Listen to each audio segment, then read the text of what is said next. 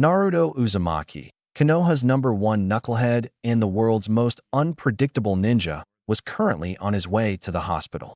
He wasn't injured or anything like that. He just needed to find his sensei, Kakashi Hitaki. The reason Naruto is looking for Kakashi is simple. Naruto was competing in the Chunin exams, and after 2 parts were finished, he was able to fight in the preliminary round, and he defeated Kiba Inuzuka in a rather unorthodox fashion. All of the competitors were given a month off to prepare for the finals, and he needed help. His opponent was none other than Neji Hyuga. Neji was a prodigy of the Hyuga clan and was slated as the best rookie genin. He brutally beat his cousin Hinata Hyuga due to his hatred of the main branch family, and Naruto vowed to beat him in the finals. Naruto knew he needed more than what he had for the finals, so who better to ask for training than his very own sensei? He made it to the hospital and figured he'd go to Sasuke's room since that's where Kakashi would be. "Hey, where's Sasuke's room?" Naruto asked the receptionist. "I'm sorry, Mr. Sasuke is not allowed to have visitors," the receptionist said. "What? No visitors? Are you kidding me?" Naruto asked. "Sorry, those are the rules," the receptionist said. "Come on, lady, just let me go see him," Naruto said. "Naruto, this is a hospital. Keep it down," Kakashi said, walking up to him. "Kakashi-sensei, I am so glad to see you. I need a favor," Naruto said. "Stop right there. I already know what you're going to ask, so I've been looking for someone that can oversee your training for the final round," Kakashi said, and Naruto was not happy. "Why? Why can't you train me, sensei?" Naruto asked. "I have other matters to handle. I don't have the time to trouble myself with you." Kakashi SSID. "You're going to train Sasuke, aren't you?" Naruto asked. "Don't complain. Listen, I found you an even better teacher than me," Kakashi said. "But you're my sensei. I want you to train me," Naruto said, and he was barely containing his anger. "I can't. I'm busy," Kakashi said. "Yeah, busy training Sasuke like always. Who is this so-called teacher anyway?" Naruto asked. "It's me," Ebisu said, and Naruto turned around, then he completely lost it. "Him? This is who you got to train me? You've got to be kidding me. Of all the guys you could have picked, you pick one of the people who hate me in this village. What the hell would you even teach me?" Naruto yelled. "I'll work on your basics and chakra control," Ebisu said. "That's right, Naruto. In Team 7, you're the one who needs to work on your basic skills. They need the most work. That's what I want you to focus on this time around," Kakashi said. "My basic skills need work? They wouldn't need work if you were a better sensei," Naruto said. "Excuse me?" Kakashi asked. "You heard me. I've been under you for 6 months, and all you've taught me was tree walking, and that's only because we were fighting Zabuza on our first C-rank mission. Outside of that, you haven't taught me anything, and then you pawn me off on this guy who doesn't even like me. You don't suck as a teacher, you also suck as a person. Those who break the rules are scum, but those who abandon their comrades are worse than scum. You can't even live by your own words. I know you've been teaching Sasuke and Sakura privately. There's no way Sasuke got that strong without some help, and Sakura was worse than me coming out of the academy. She couldn't even break a simple D-rank genjutsu during our test. Forget it. I'll find somebody to train me myself," Naruto said and stormed out of the hospital. Konoha streets. "Stupid sensei. Pawning me off for training. I don't need him. I'll train myself if I have to," Naruto said. He was so caught up talking to himself that he didn't see the person in front of him until they bumped into each other, making the person fall to the ground. "Ow. Hey, watch it," the person said, and it was female. "Huh? Oh, sorry," Naruto said and helped her up, then noticed who it was. "Thank you. Oh, hey. I remember you. You're Naruto, right?" the girl asked. Yeah? You're Tenari, right?" Naruto asked. "It's Tamari," Tamari said. "Oh, right. See ya," Naruto said. "Wait. I need some food. What's a good spot to eat at?" Tamari asked. "I'll show you just the place," Naruto said. "Ikaraka's." "Hey, old man. I'm here with a new customer," Naruto said. "Ah, Naruto, my boy. How's it going?" Tucci asked. "It's good. I've got a new customer. Her name's Tamari," Naruto said. "What can I get you, Tamari?" I am asked. I'll have 2 large beef miso ramen," Tamari said. "Coming right up. Ayam said. A large? Isn't that a bit much?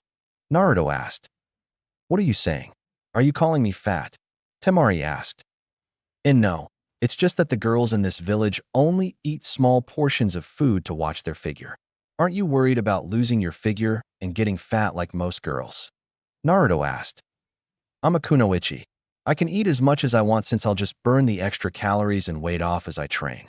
Why are you even checking me out? Focus on yourself and don't worry about me. Tamari said rather harshly, and Naruto's eyes darkened from sadness. Sorry, I was just curious. I'll see you later, old man. I am. Naruto said and left the ramen shop. What was that? Tamari asked, surprised by his change in mood and sudden disappearance. You should apologize. Ayam said as she gave Tamari her food. Why? Tamari asked. Naruto wasn't trying to insult you. He doesn't have much experience talking to other people really. He mainly struggles to talk to girls. He was hated by the entire village since the day he was born, so he lacks certain social skills especially when it comes to girls. Ayam said. I see him talking to everyone all the time since I've been here. Tamari said. He's talking to them, but they aren't really paying attention to him. When he talks and is loud, it's a cry for attention. You didn't notice, but he was calm and spoke quietly in here because he's comfortable talking around us, and we already acknowledge him. He's a good kid and means well. He's just rough around the edges. Ayam said. Doesn't he have any friends? Tamari asked. Not that I know of. If he's not here eating or out training, he's up in his apartment by himself. Ayam said. What about his parents? Tamari asked. His parents died the day he was born. He's an orphan. He was kicked out of the orphanage at about 6 years old and has been living on the streets for 2 years before the Hokage found him and gave him an apartment. Ayam said, and Tamari actually started to feel bad.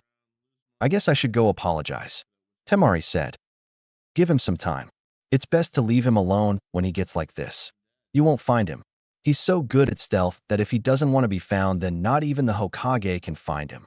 Ayam said. Naruto. Naruto was walking around the forest when he heard the sound of fighting. He went into the trees and saw 2 purple-haired women sparring, and one of them was the same purple-haired Jonin from the second part of the Chunin exams, Anko Mitarashi. He was so into the fight and noticed that they were fighting while standing on water. He remembered Kakashi and Zabuza doing that when they fought. Why are you spying on us? A voice asked behind him, and he froze. Oh, I was just walking around the forest and I heard fighting. I came here and saw the 2 of you fighting. Naruto said. I recognize you. You're the loudmouth brat from the Chunin exams. Anko said. Naruto, what are you doing here? The next purple-haired woman asked. How do you know my name? Naruto asked. You don't recognize me without my Umbu mask on, but I've known you since you were a kid. My name is Yugao. Yugao said. Your voice does sound familiar. Anyway, I was just watching you 2 spar. Naruto said. You're lying. You just wanted to see us get all wet and get a peek at our breasts through our wet clothes. Anko said. A peek at your what? Naruto asked, confused. Our breasts. Tits. Boobs. Humongous boulders on our bodies. Don't you know anything about sex? Anko asked.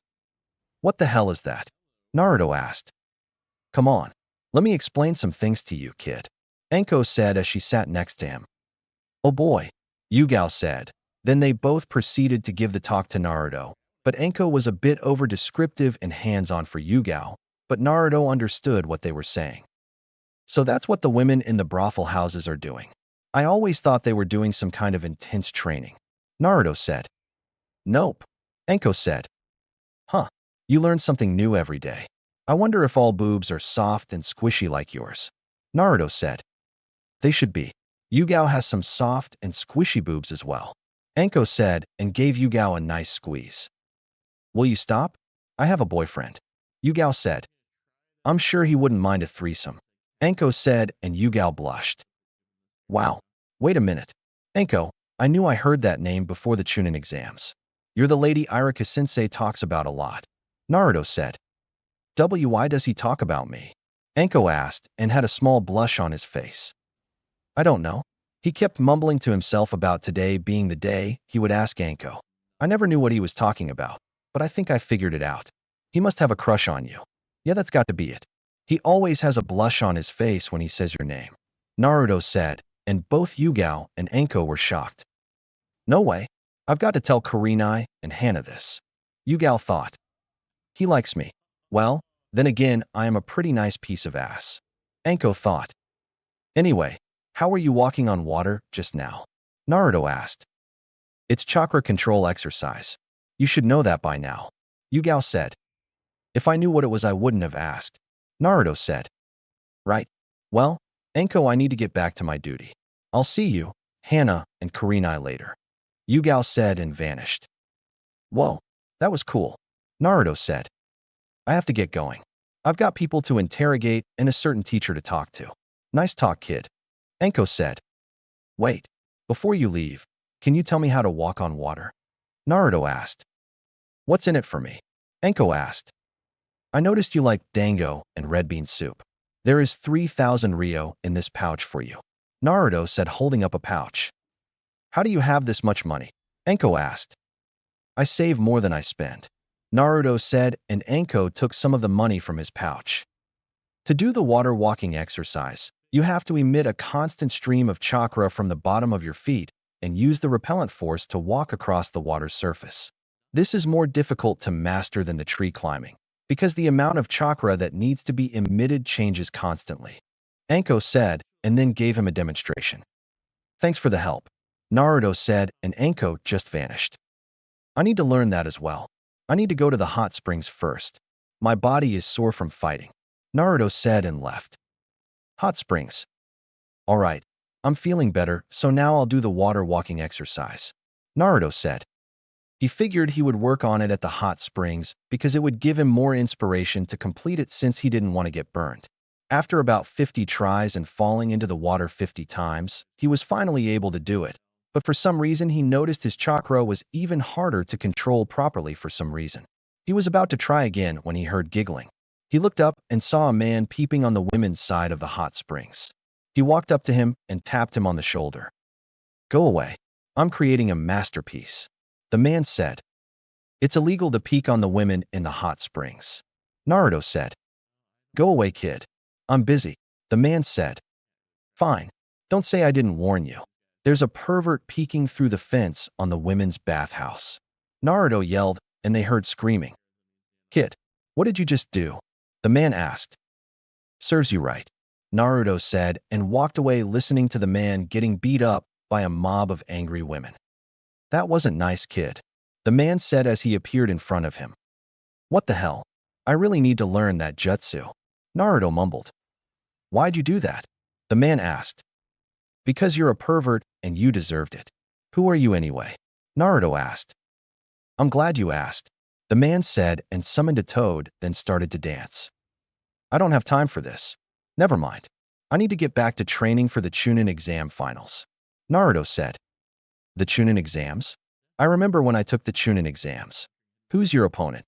The man asked. Neji Hyuga, the prodigy of the Hyuga clan. Naruto said. How about I train you? The man asked. What exactly would you train me in? Better yet, what's your name? Naruto asked. I am the one. Theon, the only, gallant Jiraiya 1/3 of the legendary Sannin. As for what I'll train in, have you ever noticed a second chakra in your body? Jiraiya asked.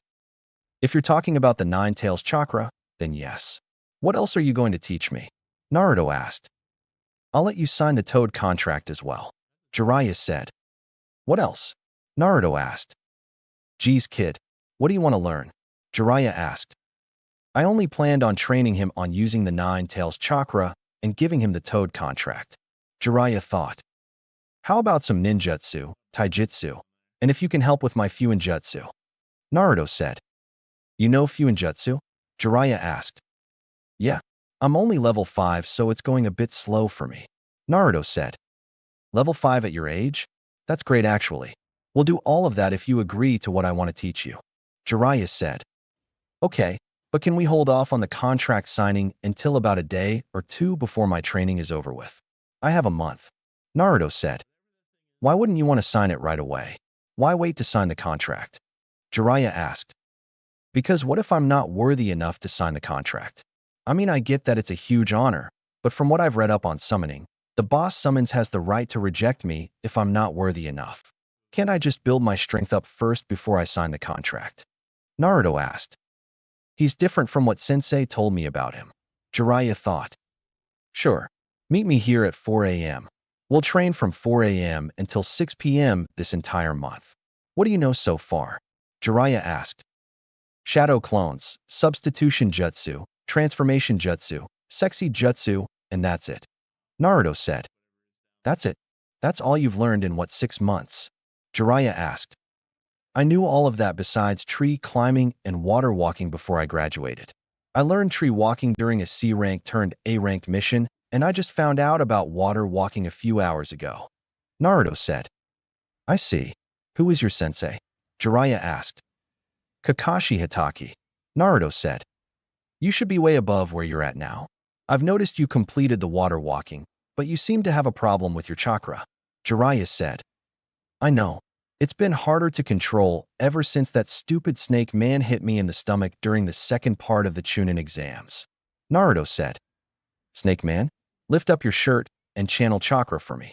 Jiraiya said. Why? Naruto asked.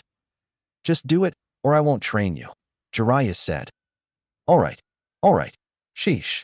Naruto said and did as told. So this is the formula used to imprison the nine-tailed fox. A double tetragram seal with an 8-sided seal. That way, if any of the demon's chakra escapes the tetragram seal, it will be safely channeled into and suppressed by Naruto's own chakra. The fourth Hokage did this for Naruto's own protection. Since then, a 5-pronged seal had been added. An odd-numbered seal on top of an even-numbered seal? That explains it. That's why his chakra and the demon's chakra are merging in an unstable way. I'm surprised he was able to master water walking with this seal on him. Jiraiya thought. So what's wrong with the seal? Naruto asked. That snake man placed an odd-number seal over an even-numbered seal. Do you know what the 5-pronged seal is? Jiraiya asked. No, I haven't gotten that far into sealing yet. Naruto said. Basically, when the 5-pronged seal is placed on somebody, they have difficulty controlling their chakra. In your case, your chakra became even more unstable due to the 9 tails being inside of you.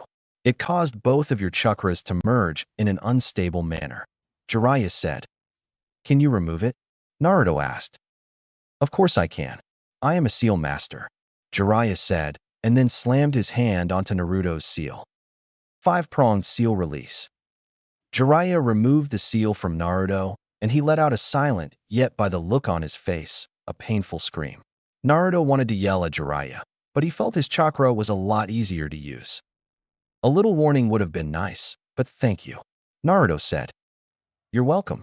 Now, onto our schedule. We'll be working on your speed, strength, and tactics. I'll be having you wear weights to help as well, so you can get some good results. Ninjutsu we'll work on after your physical training is done. Fuinjutsu will be the last thing we work on every day. Jiraiya said. Does this mean I'm like your apprentice? Naruto asked. No, you aren't my apprentice officially until you sign the Toad contract. Now get home. Tomorrow is the start of our training regime. Jiraiya said. You got it, pervy sage. Naruto said. Don't call me that. Jiraiya yelled, and Naruto just laughed at him. Great. First Kushina called me that, and now Naruto calls me that. Jiraiya thought. It fits perfectly, Naruto said, and Jiraiya just sighed. One last thing, you need to get rid of that horrendous outfit. Jiraiya said. It's the only thing I was able to buy. I can't even fit it. It's like 2 sizes too big. Naruto said. Why is that the only thing you could buy?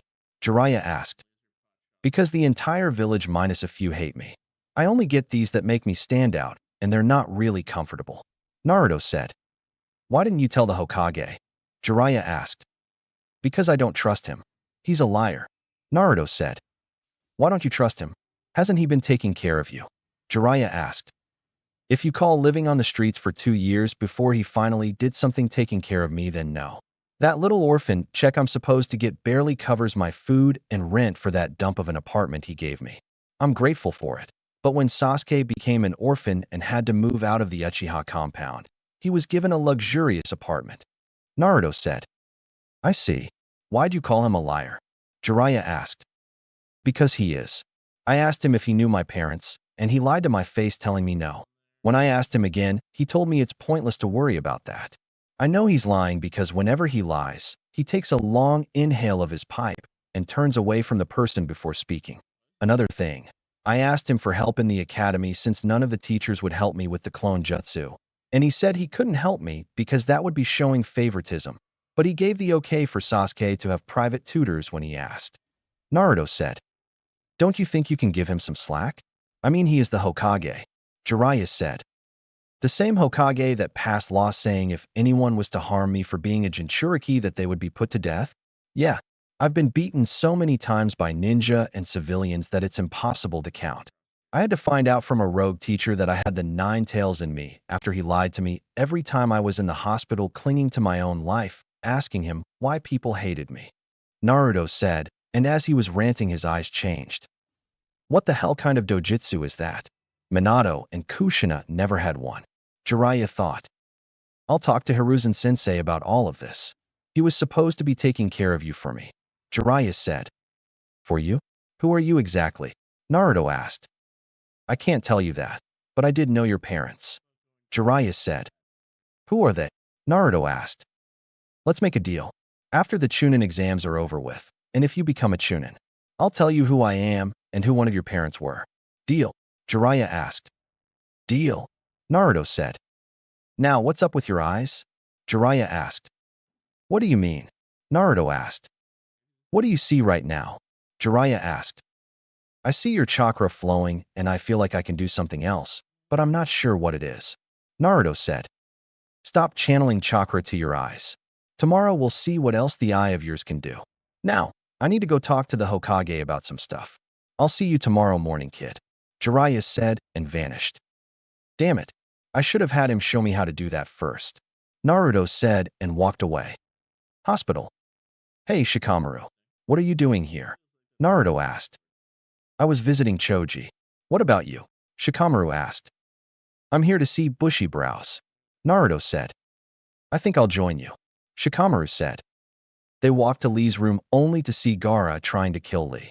Shikamaru used his shadow possession jutsu to hold Gaara, and Naruto hit Gaara with a strong punch to the face that hurt Shikamaru as well. What the hell are you doing in here? Naruto asked. I was going to kill him. Gaara said. What? Naruto asked. You already beat him during the Chunin exams. What's your problem? Wasn't that enough for you? Do you have some kind of personal grudge against him or something? I have nothing against him. It's nothing that complicated. I simply want to kill him, that's all. Gaara said. You're sick in the head. You're crazy. Naruto said. You think we're just going to stand by and let you do whatever you want? You sick, selfish psycho. Shikamaru said. If you don't stay out of my way, I'll have to kill you too as well. Gaara said, and then Naruto walked up to him, staring him right in the eyes. Then do it. We both know Shikamaru's jutsu isn't affecting you. What's stopping you? Naruto asked. What the hell? Shikamaru asked. Do it, Gaara, or leave. Naruto said. It's 2-on-1. Just take my advice and go quietly. Shikamaru said. I'll give you one last warning. If you get in my way, then I'll kill you. Gaara said. Then I'll tell you again. Do it. Naruto said. Will you shut up? He fights like he's mad. Like he's a demon or something. Shikamaru said. He can act like a demon all he wants to, but I've got the real thing inside of me. Naruto said. You idiot. Leave this to me. What's the point of getting him mad? Shikamaru asked. A demon, huh? My demon is as real as yours is. From my birth, my upbringing was not what most people would consider a happy one. To ensure that I became the strongest of shinobi, my father cast his ninjutsu on me, infusing my unborn self with a sand spirit. I destroyed the life of a woman who gave birth to me. I was born a monster. Its name is Shikaku, and it's the living incarnation of an old monk of the sand village who'd been sealed up in a jar of tea. Gaara said. Yeah, some kind of demonic jutsu. But to use it on a baby? Before it's even born? Man, that's creepy. Shikamaru said. Can that be true? He has one inside of him too. Naruto thought. Your dad must have loved you a lot. Shikamaru said sarcastically. You speak of love? Don't measure me by your standards. Love. Family. The only emotional ties I have to my family are the ones I'd like to wrap around their necks. They're only ties of hate, given by the death of my mother. I was brought into being and nurtured as the salvation of the village. I was the Kazakage's child. My father taught me the inner secrets of the shinobi. He pampered me, protected me, and left me to myself. For a long time I thought that was love. That was when everything started. Gaara said. When what started? Shikamaru asked. In the 6 years since I became 6 years old, my father tried to destroy me more times than I can count. Gaara said. You just finished saying how your father pampered and protected you. So which is it? Shikamaru asked. Those who get to become too strong are apt to become feared. The jutsu that gave me birth had unbalanced something in my mind. Even the fools in my village finally realized I had emotional problems.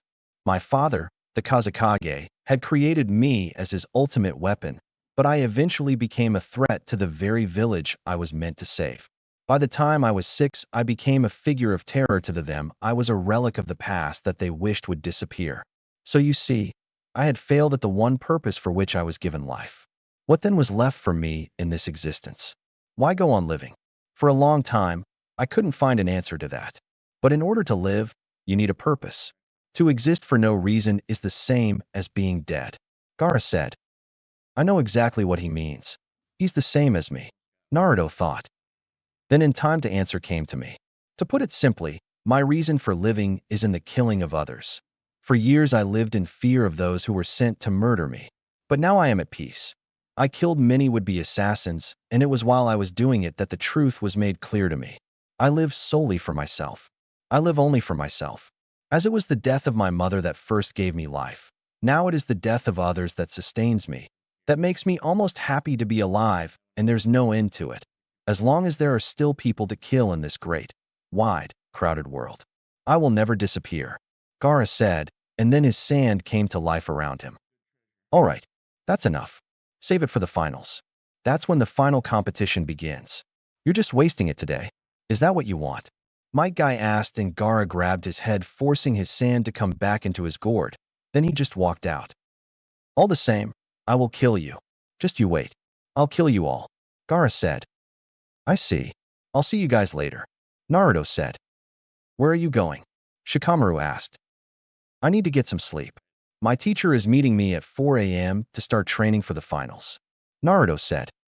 Isn't Kakashi always late? Shikamaru asked. He's not teaching me. I have somebody else who is the second strongest in the village behind the Hokage, Naruto said. Who would that be? Shikamaru asked. Toads, Naruto said cryptically, and Might Guy widened his eyes. Naruto, is he your teacher? Guy asked.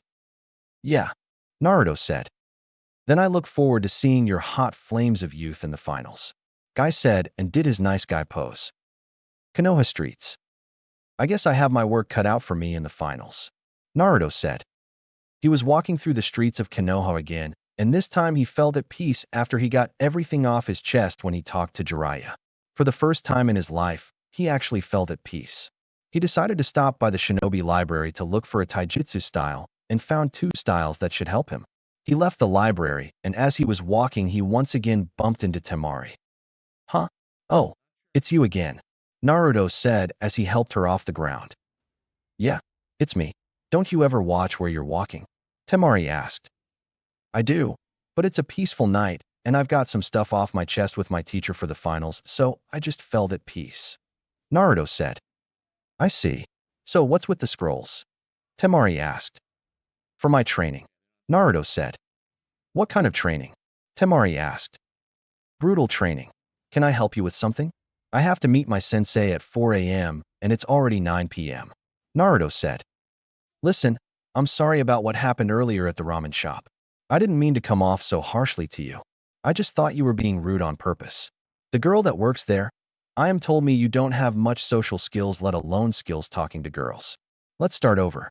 I'm Tamari, and I like your hair, Tamari said, holding out her hand. Oh, I'm Naruto, and I like your tits, Naruto said. My what? Tamari asked with a blush. Your tits. I thought girls liked being complimented on their bodies, Naruto said. We do, but that's not something you say to a girl if you're just meeting her, Tamari said. Really? Himenko didn't tell me that when she gave me the talk. I'll have to remember that. Naruto said. Wait, you just had the talk today? Tamari asked. Yeah, I didn't even know what that was. Anko and Yuga explained everything to me. Anko even went into great detail. I think I have a better understanding of things now. I didn't insult you, did I? Naruto asked, and Tamari just sighed. No. If you were another person, I would have hit you with my fan, but I know you struggle with interacting socially, so I'll let it slide. Next time, compliment a girl on her looks or something. Tamari said. Right. Well, see ya. Naruto said, and started to walk away. Wait, I'm kind of lost. Can you walk me back to the Golden Leaf Hotel? Tamari asked, and Naruto froze. I'm not allowed in that part of the village. You'll just have to find somebody else to help you. Naruto said. Why not? Tamari asked. Because they hate me. Naruto said. Why? Tamari asked. I can't talk about it. I'll see you at the finals, Tamari. Naruto said and walked away. Yeah, I'll see you at the finals. Tamari said and sighed. If only he knew. Tamari thought sadly. Next day. All right, Pervy Sage. What's first? Naruto asked. Stop calling me that. Anyway, first thing first. I'm going to place some resistance seals on you. Jiraiya said. What are those? Naruto asked. They're like weight seals, but different. They'll make it harder for you to move and won't stunt your growth even more than it already has been stunted. Jiraiya said and placed resistance seals on Naruto's arms, legs, and his chest. Hey, what's that supposed to mean? Naruto asked. You're what, 13? You're the size of a 10-year-old.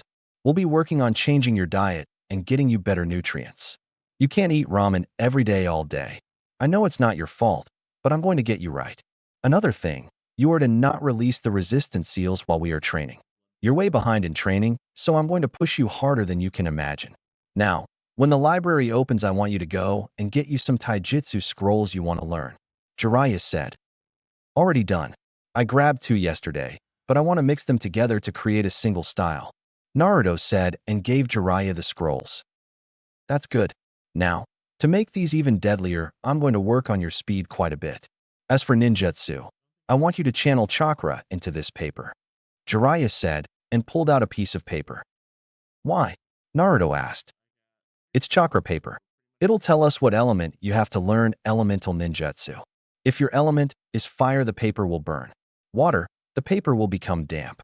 Earth, the paper will crumble. Wind, the paper will split in half.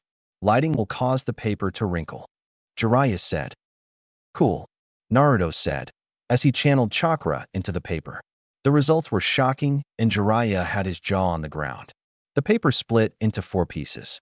One was ripped to shreds. Another became so damp that it deteriorated. One caught on fire, and the last one turned to ice. What the hell? Do it again. Jiraiya said and gave Naruto another piece of chakra paper, then got the same results. Is that bad? Naruto asked. No, it's a shocker. Jiraiya said. Sweet. So, when do we get started? Naruto asked. Right now? The first week we'll be working on your speed and taijutsu. Next week is when we will work on everything combined. Jiraiya said. Huh? So that's where I put my old kunai pouch. Naruto said. What? Jiraiya asked. Nothing. My old kunai pouch was under a floorboard in my apartment, but how do I know that? I'm standing right here. Naruto said. Did you leave a shadow clone at home? Jiraiya asked. Yeah, I had some of them clean the apartment for me. Naruto said. I'll tell you the secret to shadow clones. Whenever one of them dispel, the original gets their memories. Tobirama Senju created that jutsu for spying purposes. Jiraiya said. Sweet. Wait, if I can gain their memories, can't we use them for my training? Naruto asked, and Jiraiya just looked him. Why the hell didn't I think of that? Okay, make 60 shadow clones. I'll send a shadow clone with each group of 20 to get you started on elemental training. While the clones work on your ninjutsu and fuinjutsu, we'll be sparing every day until the final 2 days of training. I want you to sign the Toad contract still. Jiraiya said. What about the Nine Tails chakra? I thought we were going to work on that as well. Naruto said. I've changed my mind. I'm going to boost your skills first, and we'll worry about that some other time. Now, I want you to run 50 laps around the walls of Konoha. After that, we'll start on your taijutsu. Jiraiya said. You got it, pervy sage. Naruto said and dragged his feet to start running. I hate that name. He's going to be something special. He may even surpass Minato quicker than you'd hope if he keeps this up. Jiraiya thought and started looking at the scrolls Naruto had. Muay Thai and Kyusho Jitsu. He seems to be eager to take Niji on using taijutsu. He should know that fighting a Hyuga in taijutsu is suicide since they can seal off your chakra points. That must be why he has Kyusho Jitsu in here.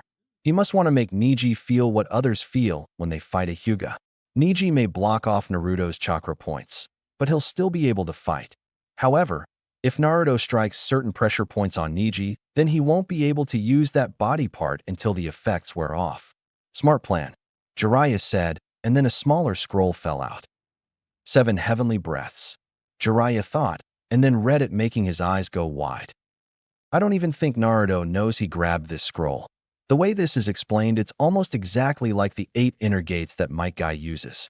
I heard a kid named Rock Lee can also use the 8 inner gates up to the 5th gate, and he's only been a genin for a year. These are tough, but easier to use than the 8 inner gates. If Naruto fights this Gaara kid I've heard about, then he'll need something like this to give him a bit of help. I won't have him do this. I'll have some of his shadow clones test it out first, and then have him do it. Jiraiya said. 28 days later. All right, Naruto. It's time to sign the Toad contract. Jiraiya said and placed the scroll on the ground. How do I sign it? Naruto asked. Bite your thumb and sign it with blood. After you sign it, make sure you place blood on each of your fingertips and place them under your name. Jiraiya said, and Naruto did that. Now what? Naruto asked. Now, bite your thumb and do these hand signs to summon a toad. Make sure you use some chakra as well. Jiraiya said, and Naruto went through the hand signs. Summoning Jutsu. Yo, name's Gamakichi. Nice to meet you. Gamakichi said, and he was a small orange toad. Not bad for a first summon, Jiraiya thought. Try it again, but this time use as much chakra as you can.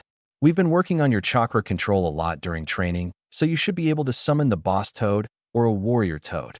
Jiraiya said, and Naruto did it again. Summoning Jutsu. Jiraiya. A loud voice boomed. Of course he summons Gamabunta. Jiraiya thought. Yes, Gamabunta. Jiraiya said as he hid behind a rock. Why the hell did you summon me? I don't see a fight going on.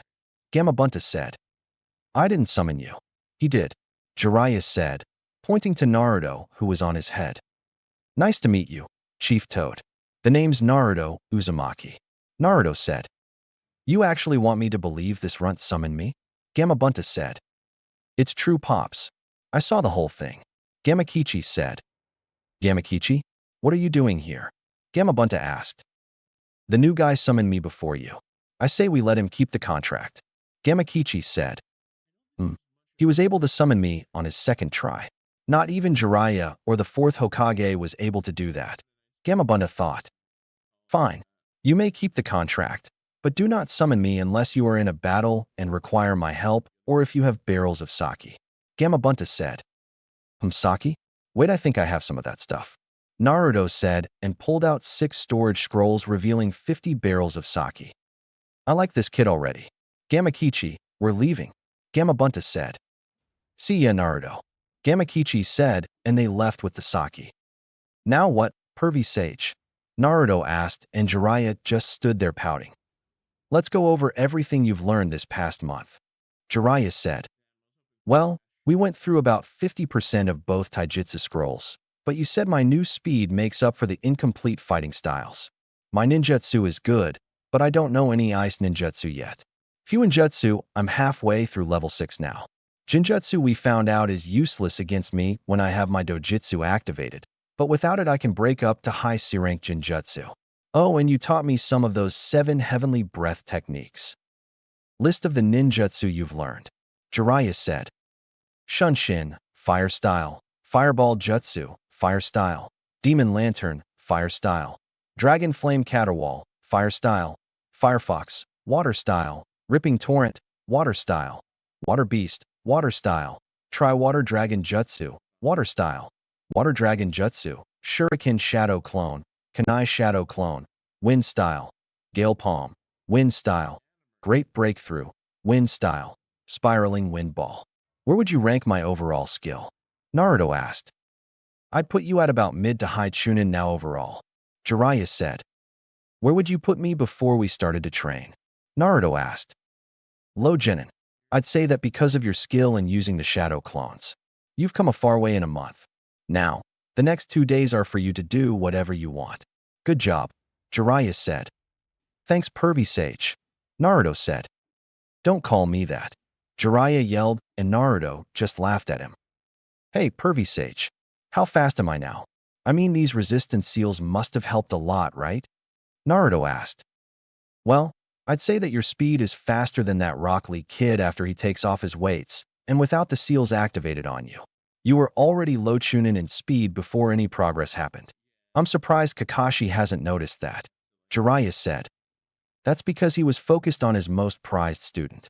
The one I know for a fact that he wanted the most because of the stupid Sharingan. Naruto said. Kakashi took the easy student. Jiraiya said. What do you mean? Naruto asked. Kakashi took the prodigy of the class because Sasuke is a genius.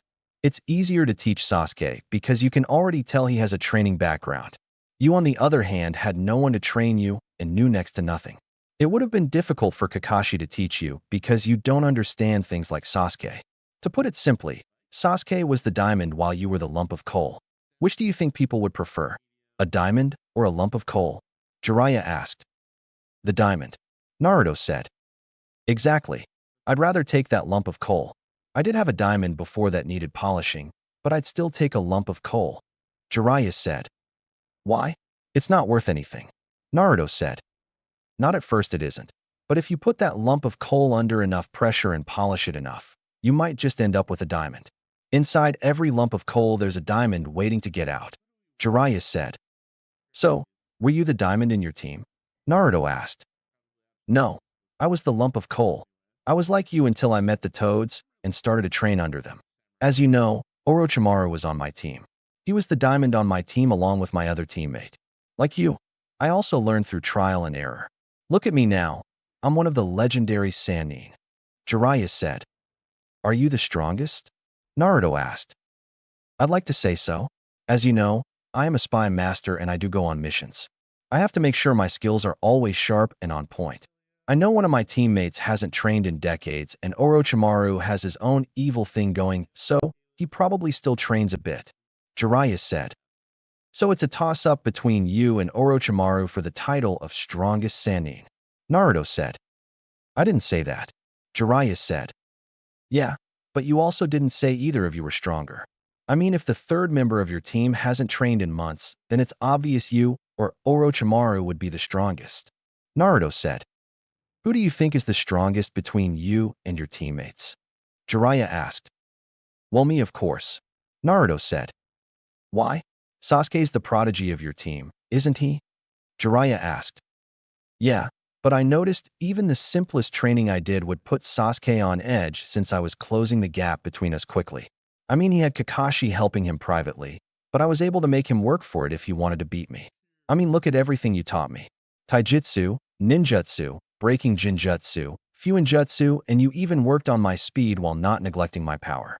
If Sasuke is fighting Gaara, then Kakashi must be working mainly on his speed to get around his sand, or give him some kind of attack that can pierce through his sand. Naruto said. His ability to think logically has gotten better over this month. Jiraiya thought.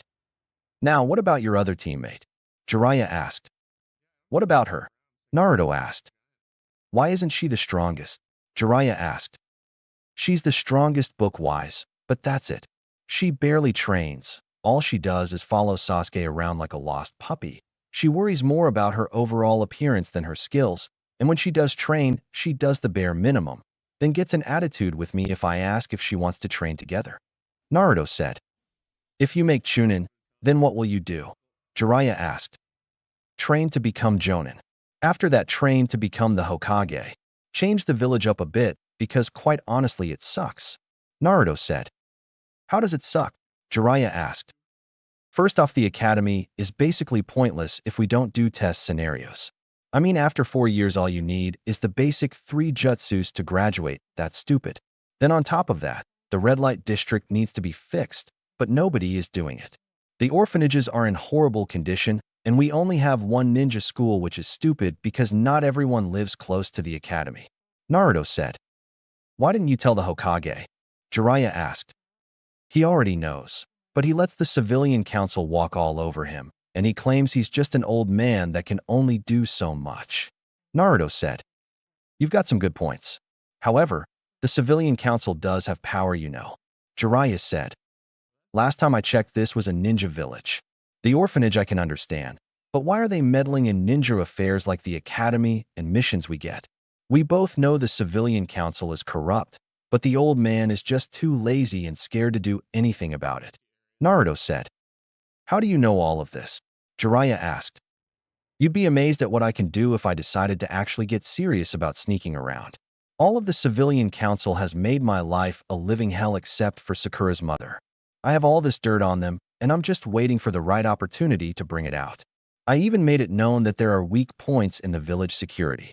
It's almost as if the village is welcoming an attack. I shouldn't be able to sneak into Umbu headquarters, sneak into the Hokage mansion, and I shouldn't be able to access the files room on the civilian council. Naruto said. How the hell weren't you caught? Jiraiya asked. Like I said during training, if I don't want to be found, you won't find me. Not even that glass orb the Hokage can't even find me. Naruto said. Sheesh, this village is lucky he isn't an enemy, or they'd all be dead by now. Jiraiya thought. Anyway, good luck in the finals. Jiraiya said. You're not staying? Naruto asked. I've got to meet up with some contacts. I should be back in time to see my apprentice win the finals. Jiraiya said. I'm officially your apprentice. Naruto asked. Yup. As soon as you signed the Toad contract, it became official. As a Sannin, I have power to choose whoever I want as my apprentice.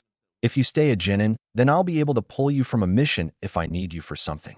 Jiraiya said. Awesome. Hey, pervy sage. Am I a diamond or lump of coal? Naruto asked. I've just started putting you under pressure and polishing you. However, there is a speck of something within you. It's up to you on how you go about that. Your drive and ambition will determine if it's a speck of dust or a diamond that is starting to form. Jiraiya said. I guess this is it. Naruto said, and Jiraiya placed his hand on Naruto's head. Don't worry. You'll do just fine. Jiraiya said. Thanks, pervy sage. Naruto said. Don't forget to wear the new clothes you got. That horrendous jumpsuit is too small for you now. Jiraiya said, and then Jiraiya went up in smoke. 2 days later / Chunin exam finals. The crowd was gathered as all the competitors were in the arena. Well, all except 3.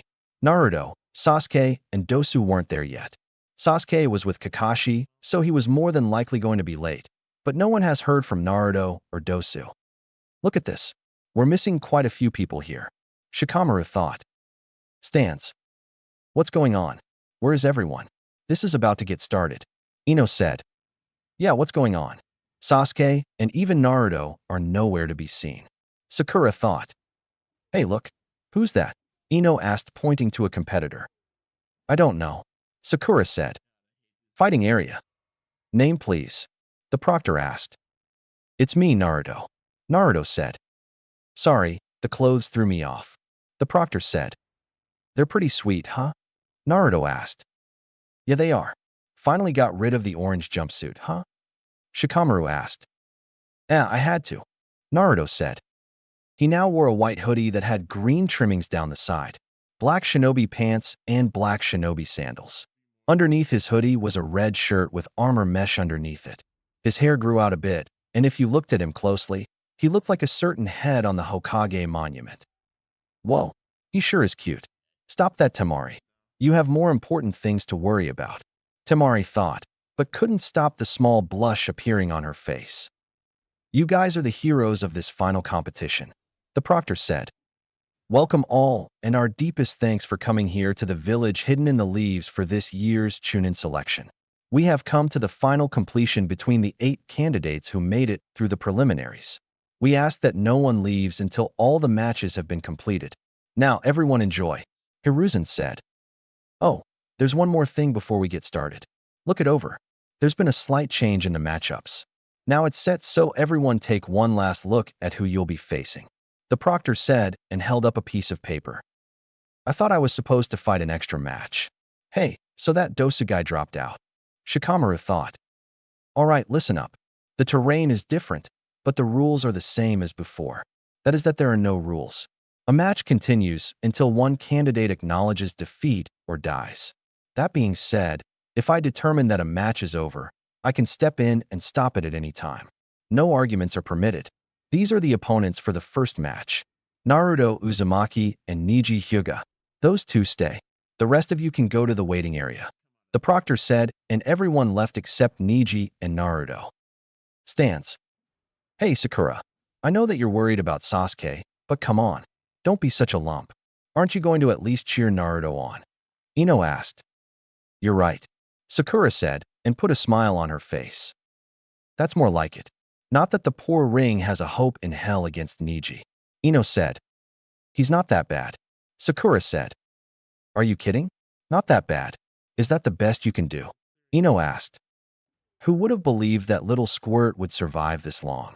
Kotetsu asked. Yeah, he's been one lucky kid so far, but his luck's about to run out. He'll never survive this one. Izumo said. I don't know. Look at him. He's grown a lot. He's not the little squirt he was a month ago. He's taller, put on some muscle, and looks more mature. Whoever trained him must have put him through the ringer. I can tell he's far ahead of what he used to be. This match is going to be a lot more interesting than people think. Kotetsu said. Fighting area. You got anything to say to me? Niji asked. Yeah, you might want to take me serious from the start if you hope to have any chance at winning. Naruto said, and everyone noticed his voice was a bit deeper than Niji activated his Byakugan. He has the look. He's calmer now, more sure of himself. Niji thought, and then got into his fighting stance as did Naruto. So much the better for me. I can't wait to see the look of despair on your face when you learn that your foolish vow is impossible to keep. Niji said. The Byakugan.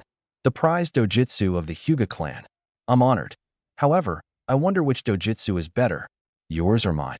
Naruto asked and activated his dojutsu, shocking everyone. Kage stance.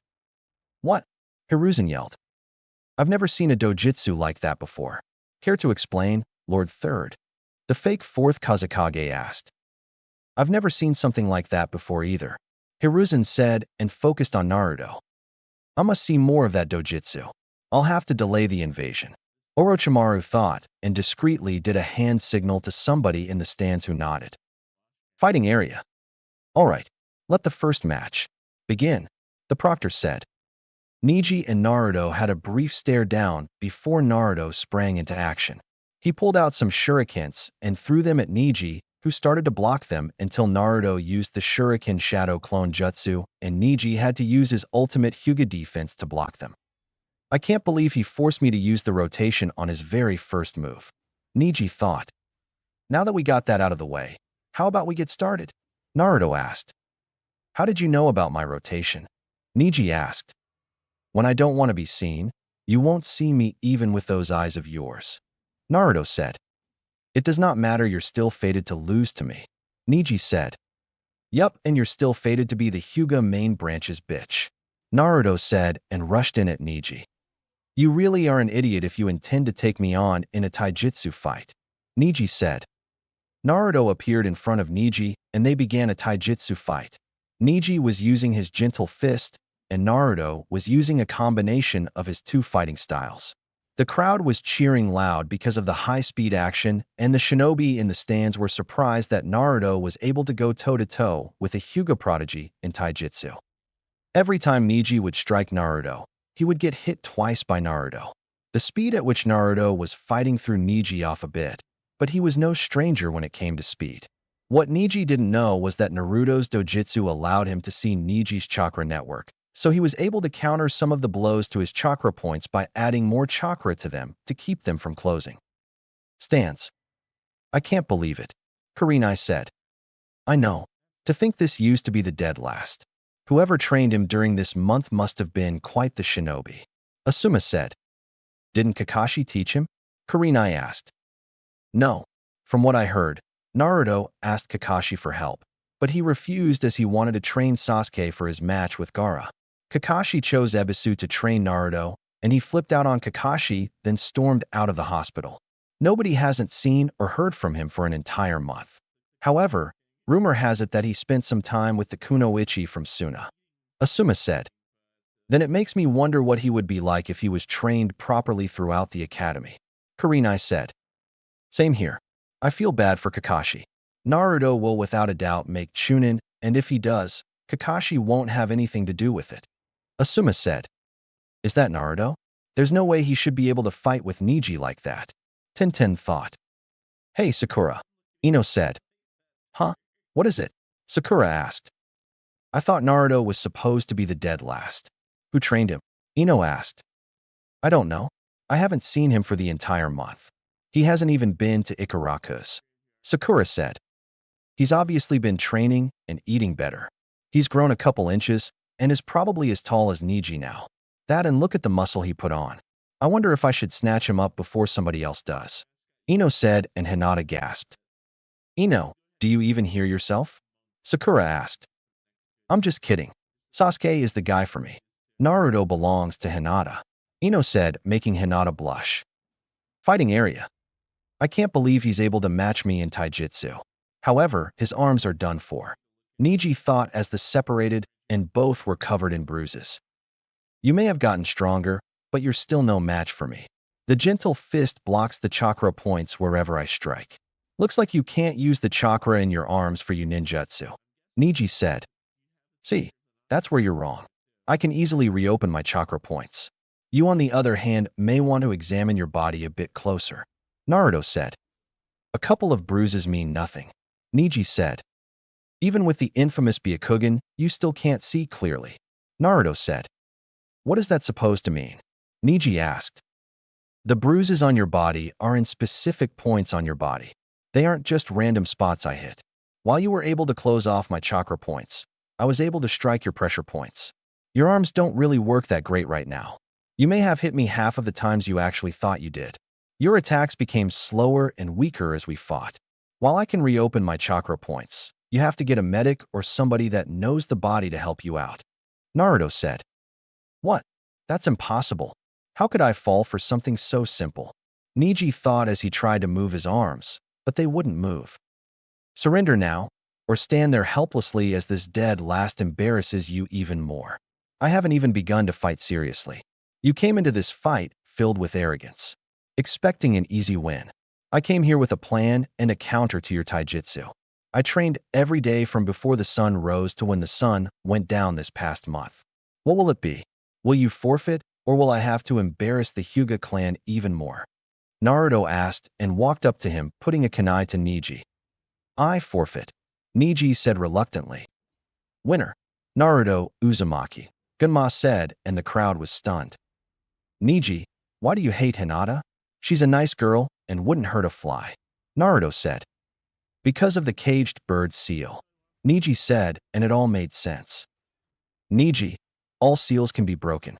I'll let you in on a secret I've learned. Hayashi Hyuga was against your father being given up during the whole Kumo incident. Talk to him and he'll explain things. The clan head isn't the problem in your clan, it's the council. Hayashi has the power to abolish the caged bird seal. I'm sure Hinata would like her cousin back in her life. Naruto said and tapped Neji on his pressure points. What did you do? Neji asked as he was able to move his arms again. I undid the damage to your pressure points. Naruto said. How did you change so quickly in a month? Neji asked. I'm a lump of coal being put under pressure. Naruto said and walked away, leaving Neji confused. Stance. Whoa, he just took down Neji without a problem. Tenten said. It's like he's a completely different person. Sakura said as she watched Naruto go up to the fighter's area. Did we miss Neji's match? Rock Lee asked as he arrived with Mike Guy. Yeah, it's over, Tenten said. Then Neji must be really strong if he was able to take out Naruto so quickly, although it looks like Naruto gave him some problems. Mike Guy said. No, Neji lost, Tenten said. What? Lee said. It's true. Naruto outclassed him and came in with a plan to counter Neji and his gentle fist. He blocked off the pressure points in Neji's arms. Niji had to forfeit due to his arms being useless. Tintin said. It doesn't make sense. Naruto shouldn't be this good after a month. Ino said. Given who trained him, this isn't much of a surprise. Mike said. Who trained him? Sakura asked. It's not my place to tell. However, just know that if Naruto defeated Niji as easy as you said, then we haven't even seen what he can really do. Guy said. Fighter's area. Geez, Naruto. Did you have to win so quickly? Shikamaru asked, and Naruto ignored him as he walked up to Gaara. Win your match, but don't kill him. I want to fight you myself. Naruto said and had a stare down with Gaara, but you could feel the tension between them. Mother says your blood is better than the Uchiha. Gaara said with a crazed look on his face. Then don't lose to Sasuke and you can have it. Naruto said, and then Gaara released a huge amount of chakra, but his was no match for Naruto's chakra output. What the hell are they? Shikamaru thought. He's got more chakra than Gaara. Tamari thought. Can you two stop? You're cracking the walls around us. Shikamaru said. Wimp. Tamari said. I'll see you in the final match. Naruto said, and walked away to take a nap. Time skip. Hours passed by since Naruto went to sleep, and he was woken up by a screeching noise. He yawned and stretched, then noticed Sasuke standing on the wall with lighting covering his hand. Sasuke took off at incredible speeds towards Gaara, who was trapped in a sphere of sand. Right before Sasuke could stab Gaara, his feet were stopped by sand. Sasuke was surprised along with Kakashi, and then a giant hand made of sand came from the sphere and repeatedly slammed Sasuke into the wall before he fell unconscious. Winner. Gaara of the Sand. Gamma said. Naruto, Uzumaki. Come face me. Mother wants your blood. Gaara yelled, and the sand sphere went away as Gaara was back to normal. Stance. Okay, Naruto said and stood up, but he was grabbed. I'm calling off the match. You can't win. Kakashi said. Oh, why is that?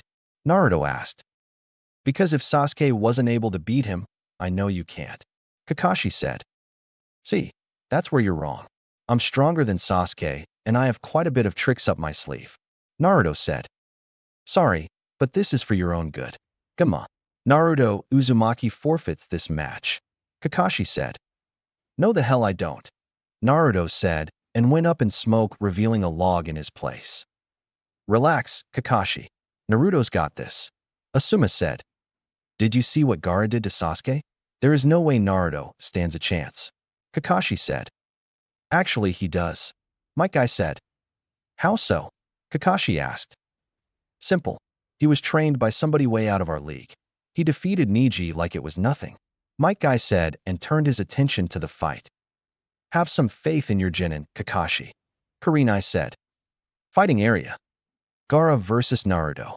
Begin. Ninja art. Shuriken shadow clone. Naruto unsealed 2 large shuriken and threw them at Gaara, who watched as they went from 2 shuriken to about 16. Gaara used his sand to protect himself from them and wasn't ready for the exploding kunai that Naruto snuck in there. The kunai exploded and sent Gaara flying to the wall, but he was saved by his sand. So the sand acts on its own. Naruto thought. Fire style, fire caterwall.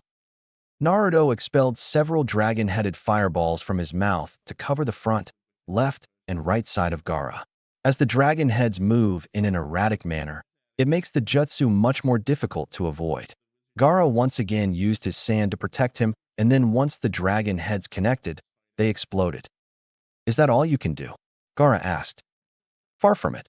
I'm just testing the speed of your sand. Naruto said. Ninja art, kunai shadow clone. Naruto threw 2 kunai at Gaara, and then they multiplied into 20. Naruto wasn't finished as he went through 4 hand signs. Wind style, gale palm. Naruto clasped his hands together, and wind is compressed, then transformed into a powerful gale. He pushed his hand out forward, and the wind helped the kunai travel through the air faster, making them more lethal. Gaara once again raised his sand, but a few of them got through and managed to cut through his sand armor. Stance. Whoa, what happened to Naruto? Ino asked. I don't know. He was never this good before this round. Sakura said. Whoever trained him really did a great job. Asuma said. Didn't Kakashi-sensei teach him? Sakura asked. No. From what I heard, Naruto did ask Kakashi for help, but he blew him off so he could train Sasuke for his match with Gaara and T. Asuma said. Then who trained him? Ino asked. I did, Jiraiya said as he landed behind them. Master Jiraiya, Kurenai said. Lord Jiraiya, it is an honor to see you and your youthfulness again. Might Guy said.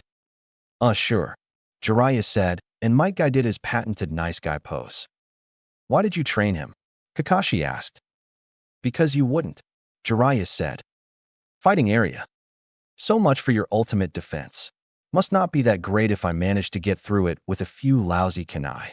Naruto said. Shut up, Gaara replied. Gaara used his sand to attack Naruto, who was barely getting out of the way, resulting in him getting a few cuts and his clothes torn. Naruto saw Gaara have his sand attack from each direction, and Naruto was able to use the Shunshin to escape whatever he had planned. Stop running, Gaara said. Gaara then started to transform, and Naruto quickly deactivated his resistance seals. The gourd on Gaara's back slowly broke down and began to cover his body, covering his arms, and then his face, distorting it and giving it Shikaka's features such as the yellow eye and markings. He even grows his one tail from the gourd, which itself functions like a normal tail. I see you're getting serious, Naruto said and activated his dojutsu. Stance. This is why I said to call off the match. I don't know what you're trying to prove, Master Jiraiya, but Naruto isn't ready for this kind of opponent. Kakashi said. How would you know? You never trained him. He's perfectly fine. He hasn't even used the skill he knows will work, Jiraiya said. What skill is that? Might Guy asked. Let's just say that this match will be somewhat similar to Lee's match. Only difference is the winner, Jiraiya said. He knows the 8 inner gates, Might Guy said. No, he knows something similar though, Jiraiya said. Lord Jiraiya, are you telling me he knows how to use that technique? Might Guy asked. Yes, but only the first 2 activations, Jiraiya said. I see, Might Guy said. What does he know? Kakashi asked. You'll have to wait and see, Jiraiya said. Can you at least tell us about his dojutsu and what it does? Asuma asked. As far as we know so far, when it's activated, Jinjutsu doesn't work on him, and he can see chakra pathways. We're still trying to figure it out, Jiraiya said. Then I think if he has a dojutsu, he should be placed under my care. I am training Sasuke and using the Sharingan after all, Kakashi said. No, the Sharingan and his dojutsu are completely different. He's probably not going to want your help anyway. You had 6 months and did nothing with him, Jiraiya said. You said Jinjutsu doesn't work on him. I'm the Jinjutsu mistress. Do you think some of my Jinjutsu will work? Kurenai asked. I doubt it. Unlike the Sharingan, it's impossible to place him under a Jinjutsu while his dojutsu is activated. A Sharingan user can be placed under a Jinjutsu, but they'll easily be able to break out of it and counter it. With Naruto's dojutsu, it's impossible to place him under it. I don't know if he can cast Jinjutsu with his eyes though, Jiraiya said. Then the loser is still inferior to me, Sasuke said arrogantly. Yet he's lasting longer against Gaara than you did, Jiraiya said. Fighting area. Time to die, Uzumaki, Gaara yelled. Sand shuriken. Gaara swung his sand-covered arm at Naruto and sent shurikens made from sand towards him at a rapid pace. Naruto pulled out some kunai and started to deflect as many as possible, but he was eventually overtaken by the amount and was cut up severely. Yes, I can smell your blood from over here, Gaara yelled. Shikaka's arm. After gathering a large amount of sand, Gaara formed it into a replica of Shikaka's arm and used it to grab Naruto, then slammed him into the wall repeatedly. Naruto was lucky enough to cover his body in a layer of chakra, so the damage was significantly lessened from Gaara's assault. After a few seconds of slamming Naruto into the wall, Gaara released Naruto and watched him fall to the ground. Don't tell me you've given up already. Make me feel alive, Naruto, Uzumaki, Gaara yelled. Water style, triple water dragon jutsu. Naruto quickly went through hand signs and formed 3 dragons made of water from the air and launched them at Gaara, who used his sand to protect him. Naruto didn't stop there because he went through more hand signs. Water style, ripping torrent. Naruto created water that spirals in the palm of his hand and fired it at a high speed towards Gaara, who once again used his sand to protect him. The collision sent water and sand everywhere in the fighting area. I wish I knew a lightning jutsu right now, Naruto thought. Naruto threw 2 exploding kunai at Gaara and watched as they landed right in front of him. Gaara tried to use his sand to protect him, but to his horror, it was moving too slow and he was hit with the explosion. If it weren't for him being transformed, he most likely would have died. The smoke cleared after Naruto used the wind style. Great breakthrough, and Gaara was standing there badly burned with a horrified look on his face. Mother, my sand. It failed to protect me, Gaara said. Of course it did. The sand is too heavy to move at the speed it usually does. That's why I used water ninjutsu on you. That sand is useless right now, Naruto said with a smirk. Damn you, Uzumaki, Gaara yelled. Gaara allowed the sand to cover his entire upper body, with only his feet remaining uncovered. While his facial features still remained slightly human, both his eyes resemble Shikaku's with the same markings around its body. Naruto noticed that the kanji remained on Gaara's head. Stance. What the hell is that? Ino asked. Seems like Naruto is really pushing Gaara to his limits, Jiraiya said. Do you still think he can handle it? Kurenai asked. Absolutely. Naruto has the best chance at beating Gaara even without my training, and you foreknow why, Jiraiya said. Can he use it? Asuma asked. Probably. He said during training that he's used it quite a few times, but only when he's overcome with rage. However, he shouldn't have to use it. He wanted me to train him so he wouldn't have to rely on it all the time, Jiraiya said. I see. You wouldn't mind if I trained him sometime, would you? He's the only other person I know in Konoha that has a wind chakra nature, Asuma said. It's up to him. Although I'll recommend him to you since I'm not an expert on wind chakra nature, since it's so rare, Jiraiya said. Does he know any wind jutsu other than the one he just used? Asuma asked. He knows a few of them, but I don't think they're as strong as they should be, Jiraiya said, and then looked over at Tamari and Kankuro, who were looking nervous. I can't believe it. He's hurting Gaara, Tamari said. He's close to releasing Shikaku, Kankuro said. Why hasn't the Kazekage given the signal yet? Baki asked. That's because he isn't the Kazekage, Jiraiya said as he appeared behind them. Lord Jiraiya, Baki said. Relax. We already knew about the invasion weeks ago, Jiraiya said. Why aren't you attacking us? Baki asked. Because you're following orders from Orochimaru. A few days ago, a few of my spies found the body of the Kazekage in the desert, and he had a stab wound through the heart from a blade covered in a specific poison, Jiraiya said. So this entire time, it's been Orochimaru giving us orders? Tamari asked. Yes. I did some digging around and found out Orochimaru approached your father a month before the Chunin exams about teaming up for an invasion. But when your father declined, Orochimaru ambushed him a few weeks later. We grew suspicious when Raza didn't show up for a meeting with the third Hokage to try and find a way to help your village get its budget increased again. That's when I sent some of my best spies out to find anything, and they discovered his body, Jiraiya said. Damn it. So what do we do now? Are you going to capture us? Baki asked. No. Baki, I want you to gather as many of the sand shinobi you can gather without making it obvious, and help our ninja and Umbu evacuate the village by helping everyone get to the shelter near the Hokage mountain. You two stay here and act normal. Once the invasion starts, take out any sound ninja you can until the Umbu arrives, Jiraiya said. Yes, sir. Also, I should let you know that we have a spy in your Umbu ranks. He's standing behind the other genin with the dog and the Hyuga girl. He was supposed to get a signal that would have him cast a sleeping jinjutsu that would put everyone to sleep, and that's when Gaara would release Shikaku, since he comes out whenever Gaara goes to sleep. Baki said, I'll get a squad of jonin on it. You help us win this invasion, and I'm sure the Wind Daimyo will boost your budget again, Jiraiya said. I'll get on it right away, Baki said. Good, Jiraiya said. Wait, what about Gaara? From the way this fight is going, he could release Shikaku at any minute, Kankuro said. He's right.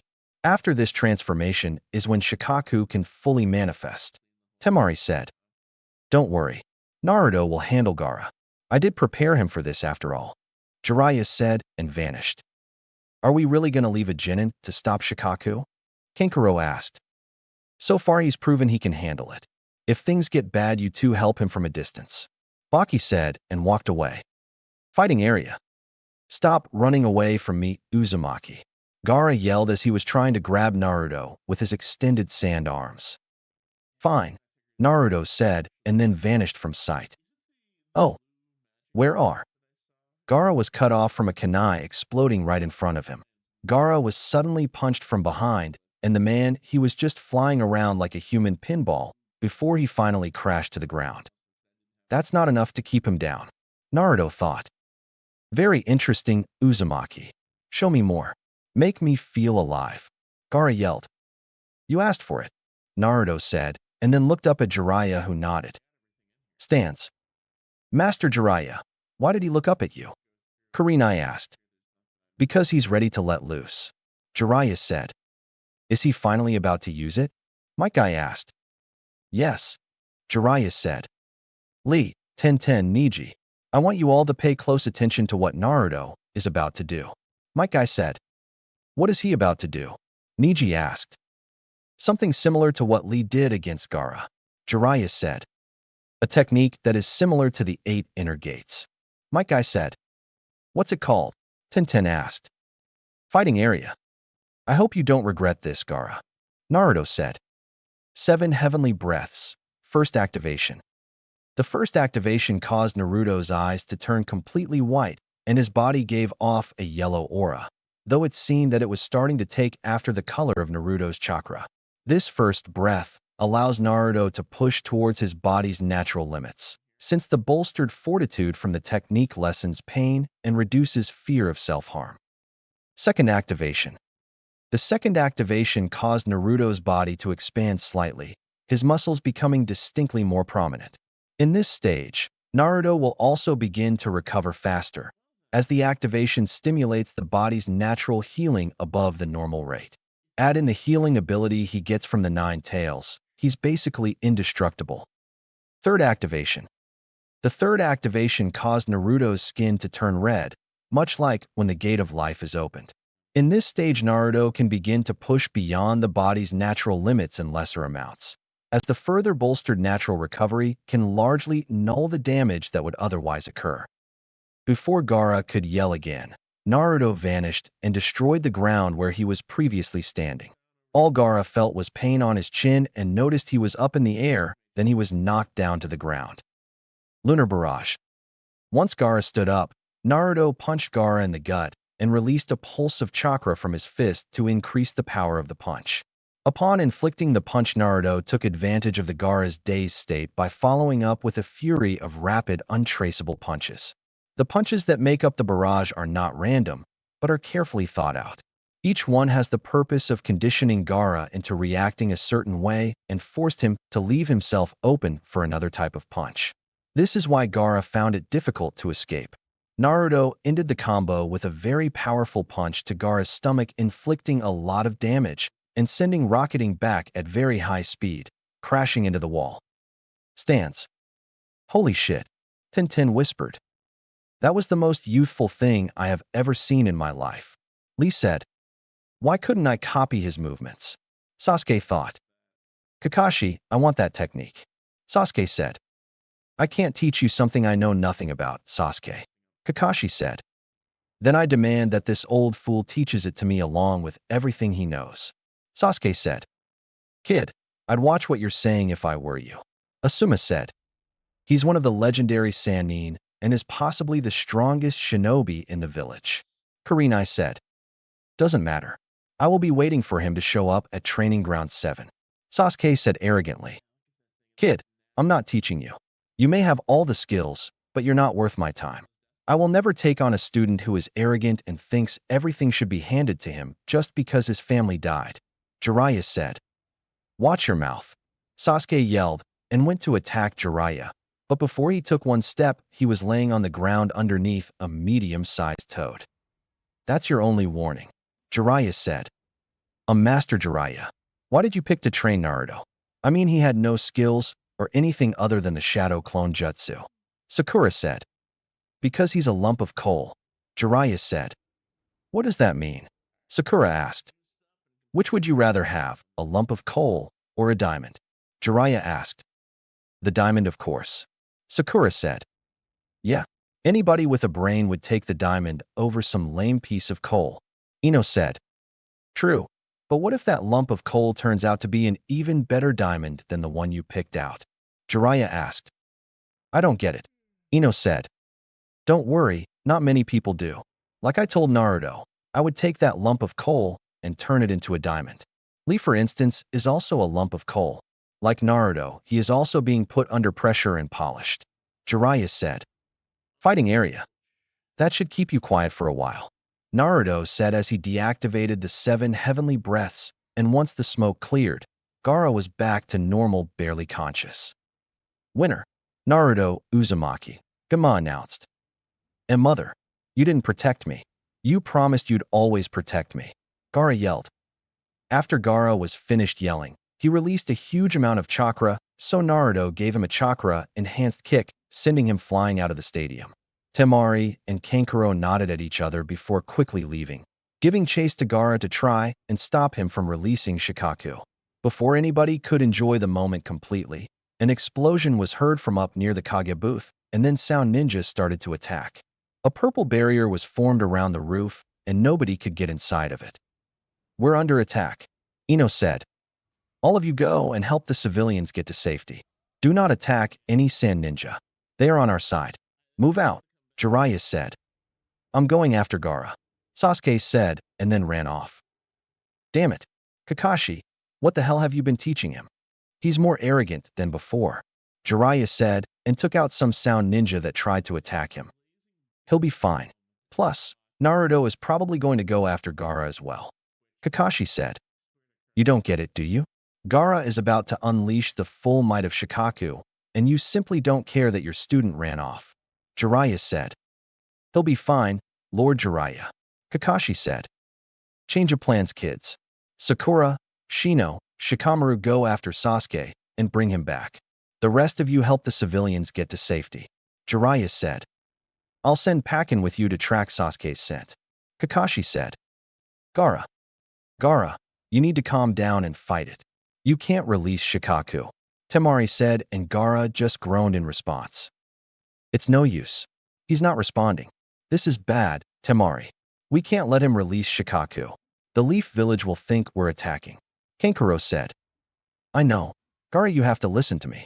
You can't let Shikaku control you, Tamari said, and they had to jump out of the way from a kunai. For someone in such a rush, you 3 sure are slow. Drop the redhead, and I'll let you leave alive, Sasuke said. What the hell are you doing? We're on your side, dumbass, Tamari said. Yeah, you idiot. Go fight the sound ninja that are attacking the village, Kankuro said. I could care less about that village. If they can't defend themselves from a couple of sound ninja, then they deserve to die. I'm here for a rematch, and I'll take you both on if I have to, Sasuke said. Go ahead, Tamari. I'll handle him, Kankuro said. No, Kankuro, Tamari said. Listen, Tamari. We need to get Gaara as far away from the village as possible. That's our main objective. I can handle him, Kankuro said.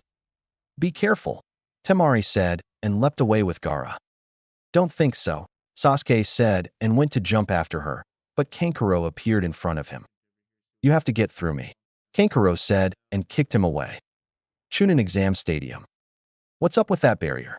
Naruto asked as he dodged a kunai strike from a sound ninja and kicked him away. Naruto, I need you to help evacuate the civilians and get them to safety, Kakashi said. I need to go and stop Gaara, Naruto said. No, Sasuke can handle it, Kakashi said. If you think Sasuke can handle a Jinchuriki that's unstable, then you're more of an idiot than I thought, Naruto said, and kicked the sound ninja away. That's an order, Kakashi said. No, Naruto, go after Gaara. We've already sent a team after him. You should be able to catch up to them. Make sure Sasuke gets back to the village, and if you have to, use force, Jiraiya said, and Naruto nodded then vanished. Why do you think Naruto can handle Gaara? Kakashi asked. You need to get your head out of his ass. Sasuke isn't strong enough to defeat Gaara if he releases Shikaku, Jiraiya said. Oh, and what can Naruto do if he releases Shikaku? Kakashi asked. Naruto can summon the boss toad. Now, I'm going to the barrier to help the Hokage. Take out as many sound ninja you can, and then meet up with the Umbu commander for further instructions. Jiraiya said and walked away. Naruto. Naruto was running through the forest dodging any sound ninja and took them out with ease. He was surprised at how easy it was to take them out and figured Orochimaru must not care about his ninja at all if they're that weak. After a while of fighting and rushing towards Gaara, Naruto came across Kankuro, who was sitting by a tree in pain. Kankuro, what happened? Naruto asked. It's Sasuke. I tried to stall him, and when I had him beat, he had these weird markings on his body and completely destroyed me. Kankuro said. Can you move? Naruto asked. I'll need some help. He's going after Gaara. Tamari's trying to calm Gaara down, and if Sasuke manages to get to him, then he'll release Shikaku, and we're not strong enough to stop him. Kankuro said as Naruto helped him up. Don't worry. If Shikaku is released, I can handle him. As for Tamari, I think she should be able to hold Sasuke off until we get there. Actually, there was a search party sent after him. Did you see them? Naruto asked. Yeah, I told them to go ahead. Kankuro said as they were jumping through the trees. Who was it? Naruto asked. The useless pink-haired girl, the lazy bum, and the creepy bug boy. Kankuro said, and Naruto snickered at that. Sakura, Shino, and Shikamaru. Not a bad team, but they could have sent more. Naruto said. Wait, there's Tamari. Kankuro said, pointing to Tamari laying on a tree branch, and they landed next to her, causing her to point a kunai at them. Relax, Tamari. It's just us. Naruto said, and she lowered the kunai. Sasuke got me. I had him, and then he used a fire jutsu against my wind, then used some kind of jutsu that had marks on his face and completely caught me off guard. Tamari said. Yeah, that thing caught me off guard as well. Kankuro said. The others went ahead. Tamari said. Then I'm going. Naruto said. Naruto, please don't hurt Gaara. It's not his fault. Tamari said. I know. It's your father's fault and whoever put the seal on him. Naruto said. What do you mean? I get it's my father's fault, but how is it the fault of somebody who put the seal on him? Kankuro asked. Because Gaara's seal is horrible. I know a bit about sealing, and Pervy Sage taught me one that will work. After I get a chance to defeat Gaara, I'll fix his seal. He'll still have his instant sand defense, but he won't be unstable and will actually be able to sleep. Naruto said. I don't know. How can we be sure you know what you're doing? Kankuro asked.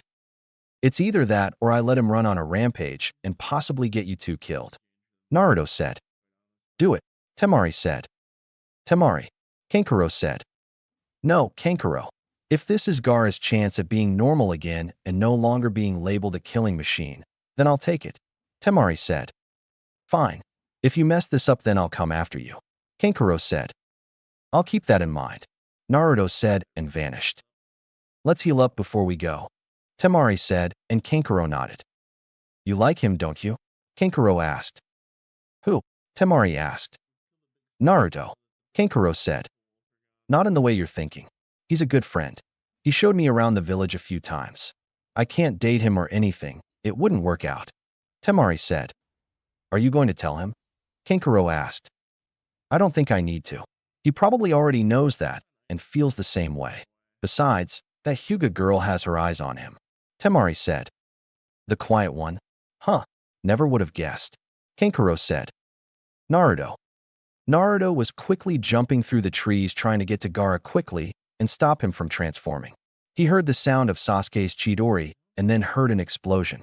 He channeled Chakra into his legs to increase his speed, and when he made it to the area where Gaara and Sasuke were fighting, Gaara was already in his second stage and Sasuke was pretty much defeated. Naruto saw the same marks on his body Kankuro and Tamari told him about. Gaara launched himself at Sasuke preparing to end him, and Naruto jumped in and gave him a chakra-enhanced kick to the face. Naruto, Sakura exclaimed. Man, am I glad to see you. Shikamaru said. Grab Sasuke and leave. Naruto said. No way. We're taking him on together. Sakura said, and then Gaara yelled, causing everyone to look on in shock as he finally released Shikaku. Like I said, take Sasuke and go back to the village. I can handle him, Naruto said. Naruto, there is no way you can handle that thing alone.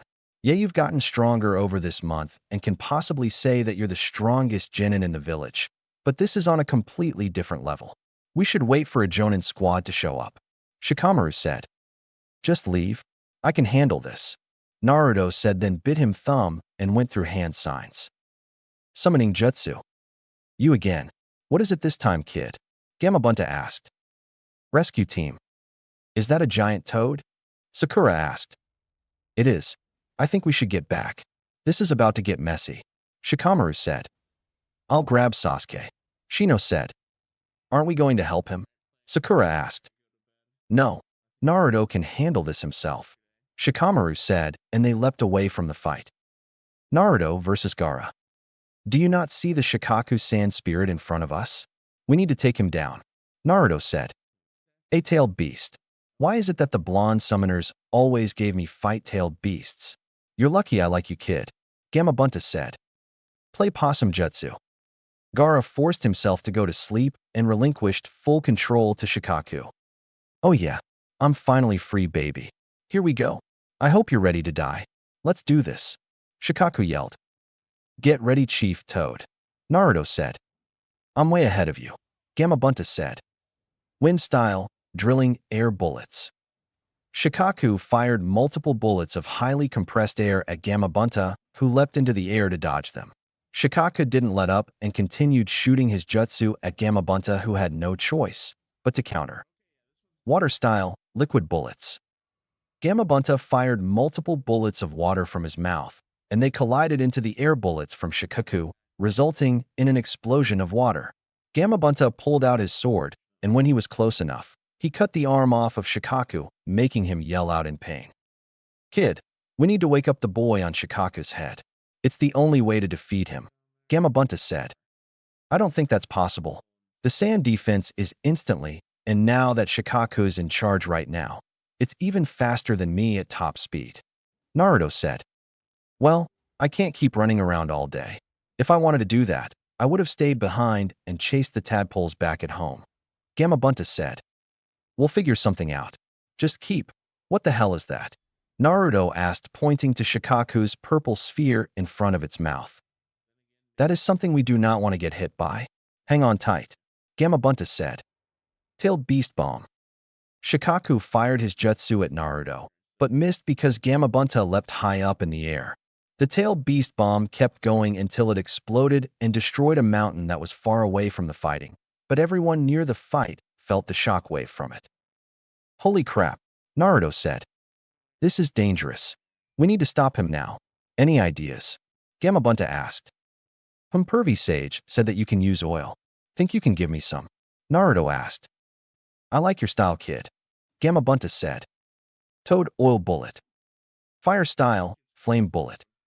Toad Flame Bullet. Naruto combined his jutsu with Gamabunta's oil and created a huge flame that sent Shikaku flying backwards. Naruto went through hand signs and used the water style, ripping torrent jutsu on Shikaku's legs, making them turn into a mud-like substance. Shikaku was about to use a tailed beast bomb again, but Naruto activated his dojutsu and did something unexpected. Shikaku suddenly stopped in his tracks and seemed paralyzed.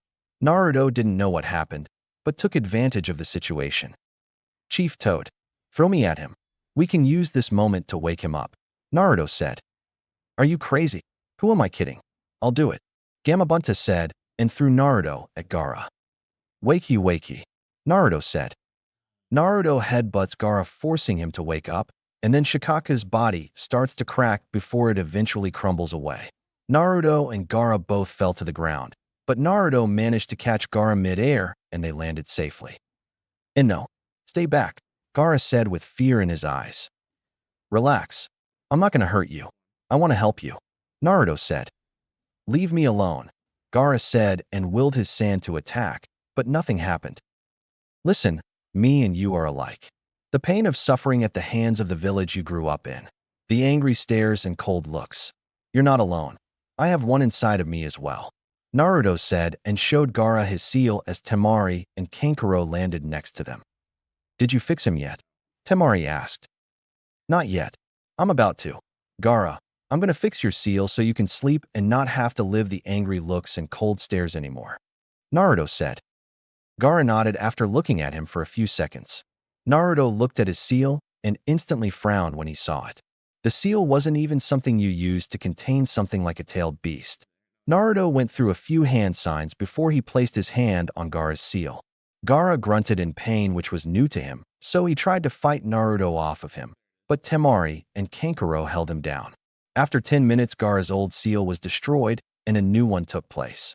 Naruto placed a 6-symbol seal on Gaara, with the middle part of the seal being the lock to the seal where everything connects. It wasn't as strong as Naruto's seal, but it was perfect for holding Shikaku. That should do it, Naruto said, and sat down to catch his breath. That's it. I was expecting something more flashy, Kankuro said. It wasn't that difficult. Like I said, Pervy Sage taught me this seal, and we practiced it every day for the past few weeks until I got it right 10 times in a row. The previous seal was horrible, and whoever did it should be ashamed of themselves, Naruto said. What makes you say that? Tamari asked. It was basically like putting Shikaku into a storage scroll, Naruto said. That would never work, Tamari said. Exactly. Gaara must have some serious willpower if he was able to force Shikaku to stay in the seal while he was awake as well, Naruto said. So is it safe for him to sleep now? Tamari asked. Look at him, Naruto said, and when they did, Gaara was completely out. He looks so peaceful, Tamari said. Yeah, it's almost as if he was never a rampaging psychopath, Kankuro said. Shut up, Tamari yelled and bashed him over the head with her fan. I feel bad for whoever dates her in the future, Naruto thought. Naruto, Shikamaru said and landed next to him. What's up? Naruto asked. Is it finished? Shikamaru asked. Yeah, it's finished, Naruto said. How did you stop that thing? Shikamaru asked. Yeah, I was wondering the same thing, Tamari said. I honestly don't know. I'll have to talk to Pervy Sage about it, Naruto said. Nobody move, a voice yelled, and they looked to see Sasuke running at them with his Chidori activated. Wind style, Gale Wind Jutsu. Tamari swung her giant fan and created a huge amount of air that crashed into Sasuke and sent him back into a tree while canceling out his Chidori. Nice, Naruto said, and Tamari grinned. Thanks, Tamari said. Listen, we should really get back to the village and help, Shikamaru said. Right. You grab Sasuke and head back. You two should take Gaara and head home. I'll let your sensei know what's going on, Naruto said. Why do I have to grab Sasuke? Shikamaru asked. I'm sorry. I didn't realize you fought a gigantic demon on top of a gigantic toad and fixed a seal, Naruto said sarcastically. Come on, you big baby. Just do it, Tamari teased, and Shikamaru groaned. This is such a drag, Shikamaru said and grabbed Sasuke before leaving. Naruto, Tamari said. Yeah, Naruto asked, and Tamari gave him a hug. Thank you, Tamari said, and Naruto lightly hugged her back. You're welcome. Now get out of here, Naruto said, and Tamari nodded before kicking Kankuro. Wake up, Kankuro. We're leaving, Tamari said, and they both grabbed Gaara before leaving. I better get promoted after this, Naruto thought and left. Next day, I figured you'd want to be at the funeral with everyone else, Jiraiya said to Naruto as they were both leaning on the same post at Training Ground 7. I didn't think it would be smart for me to be there anymore. I was there, and not even his funeral was enough to keep ninja and civilians from glaring at me, Naruto said. He didn't tell you about your parents for your protection. They were both well-known ninja who helped in our victory during the Third Shinobi War. He didn't want you to accidentally slip up and say it to the wrong person, and then you get captured by their enemies, Jiraiya said. Then he should have just told me that. Instead, he decided to blatantly lie to my face and then tell me it's pointless to worry about that, leaving me on the streets for 2 years and then showing favoritism while I have to struggle to get by. It sucks that he died, but for some reason, I'm finding it hard to feel anything towards it, Naruto said. Don't beat yourself up over it. Everyone's different in how things affect them, Jiraiya said, and then it started to rain. So now what? Naruto asked. Now, we need a new Hokage. We need a strong leader, Somebody that believes in the will of fire and will lead the village the right way. Jiraiya said. So are you going to take the title of Hokage? Naruto asked. No, I like to travel and being Hokage isn't my style. Jiraiya said, and there was a brief silence until Naruto broke it. Pervy Sage, I found out another ability of my dojutsu. Naruto said. Really? What is it? Jiraiya asked. I can cast a jinjutsu that looks like it shuts someone's body down for 30 seconds. It's how I beat Shikaku when I had to fight him. Naruto said. That's kind of disturbing. Do you think it can cast any other jinjutsu? Jiraiya asked. I don't know. That was the first time I did it. Naruto said. We'll have to work on that then. For now, I'll give you 2 days to rest up. Not many genin can say that they managed to beat a tailed beast. Jiraiya said. I guess you're right. Naruto said, and then the rain stopped. However, I need answers. How exactly were you able to figure out the first 3 activations for the 7 heavenly breaths so quickly? I thought you only were able to use 2 of them. Jiraiya said. I never slept when you sent me home. I used my shadow clones while I meditated and had them practice every night until they had them done. Compared to the 8 inner gates, it focuses on gathering oxygen into your lungs. I had my shadow clones hold their breath underwater for as long as they could, and then we tried the techniques. I didn't try any of the activations until a shadow clone was able to do it without any problems. Naruto said. We'll take a break from those for now. Since you're on a break, I'd recommend talking to Asuma in regards to your wind chakra nature. He's one of the 2, now 3 wind users in Konoha. He can help you so your attacks are as powerful as they should be. Jiraiya said. Who's the other wind user? Naruto asked. Somebody you need to stay away from. I'll tell you more about him some other time. Jiraiya said. Okay, I guess I'll see you in 2 days. Naruto said. Another thing you should know since you're my apprentice is that when I say a specific time frame, it may not be exact. I could be called away for something important from my research. Jiraiya said. Yeah, your research for your stupid books. Naruto said. My books aren't stupid. Anyway, I'm also Konoha's spy master. I report to the Hokage and nobody else. Sometimes I'll be gone for a few days to a few years. I've been out of the village for years until I met you at the hot springs. Jiraiya said. I thought you were just some lousy pervert. For somebody that is a spy master, you sure do get caught and beat a lot. Naruto said. Shut up. I was only caught because of you. Jiraiya said. Whatever you say. Naruto said. Listen, try to relax for a few days before you start training again. You may have the 9 tails to heal you, but rest also helps. Go hang out with your friends or something. Jiraiya said, pointing to Sakura, who was waiting for him. I doubt I can call anybody in this village my friend. Naruto said. You've known them for years, right? You should be friends with them by now. Jiraiya said. Well, I'm not. The only person I think I can call a friend is Tamari, and she's from another village, but I'll see what I can do. Naruto said. That's the spirit. Jiraiya said, and vanished as Sakura walked up to him. Yes, Sakura? Naruto asked. Why weren't you at the funeral? Sakura asked. I was. I left early. Naruto said. Konohamaru was looking for you. He was a mess. Sakura said. I'll talk to him next time I see him. Naruto said. Listen, later on everyone is going to meet up for some food at Yakiniku-kyu. I just wanted to see if you wanted to come. Sakura said. I can't. Naruto said, and Sakura got angry as usual. Why not? You think you're too good to hang out with the rest of the Rookie 9. Sakura said. No, I'm not allowed in that place. Actually, that entire part of the village hates me. Naruto said. This is what happens when you keep pranking everyone and everything. You're such an idiot. It's no wonder you're always alone and nobody likes you. Sakura said and instantly regretted it. I see. Have a good day, Sakura. Naruto said and walked away. Naruto, Sakura didn't finish because Naruto vanished. Next day. So, Naruto, you and Tamari seemed to get along well after she apologized. Said. Yeah, she's a cool person. Naruto said. Uh-huh. What do you think of her? Asked. She's smart, strong, and really cares for her brothers. Naruto said. Do you like her? Asked with a grin. Not in the way you're thinking. Naruto said. What do you mean? Asked. You think I like her as a girlfriend, and I don't. We wouldn't really work out. She needs somebody that's kind of submissive, I guess you can say. She likes to be in charge, and plus, she needs somebody to match her intelligence. I'm somewhat smart, but not smart enough to be with her.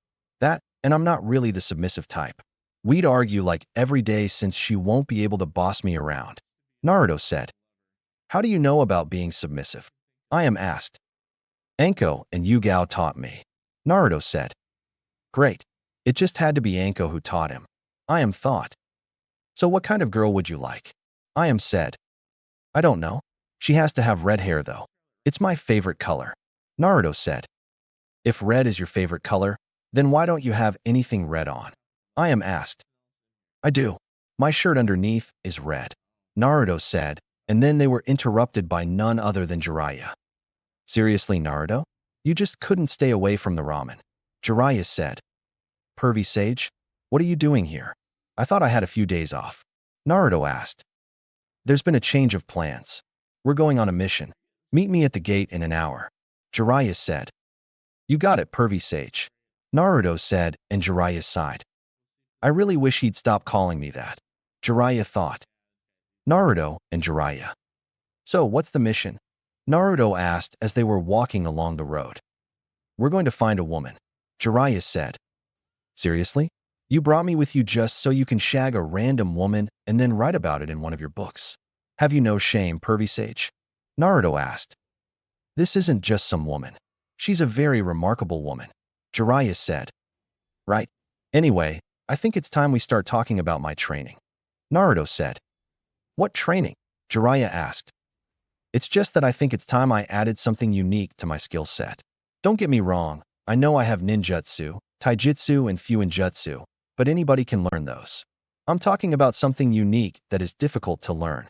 Something complicated, yet simple at the same time. Naruto said. Something complicated, yet simple, huh? I've got just the thing. Jiraiya said. What is it? Naruto asked. A simple, yet complicated jutsu. Jiraiya said. So, when do we get started? Naruto asked. We need to stop by the nearest town first before we do anything. I don't have the supplies on me for the jutsu. Jiraiya said, and they stopped at a sign. Otafuka town. That's 10 kilometers from here. Naruto said. That's right. It's our first stop in our search. Jiraiya said. Right. So, why'd you chose me to come with you? Naruto asked. Well, you're my apprentice, and I think you'll play a major part in the success of this mission. That, and I did say I would tell you who I really am, along with the identity of one of your parents. Jiraiya said. Yeah, but you also said that you'd only tell me if I became a Chunin. Naruto said. Trust me, you're gonna make Chunin when we get back to the village. Everything that happened during the Chunin exams and invasion has been carefully documented. Jiraiya said. If you say so. Naruto said. Now, which parent do you want to know about?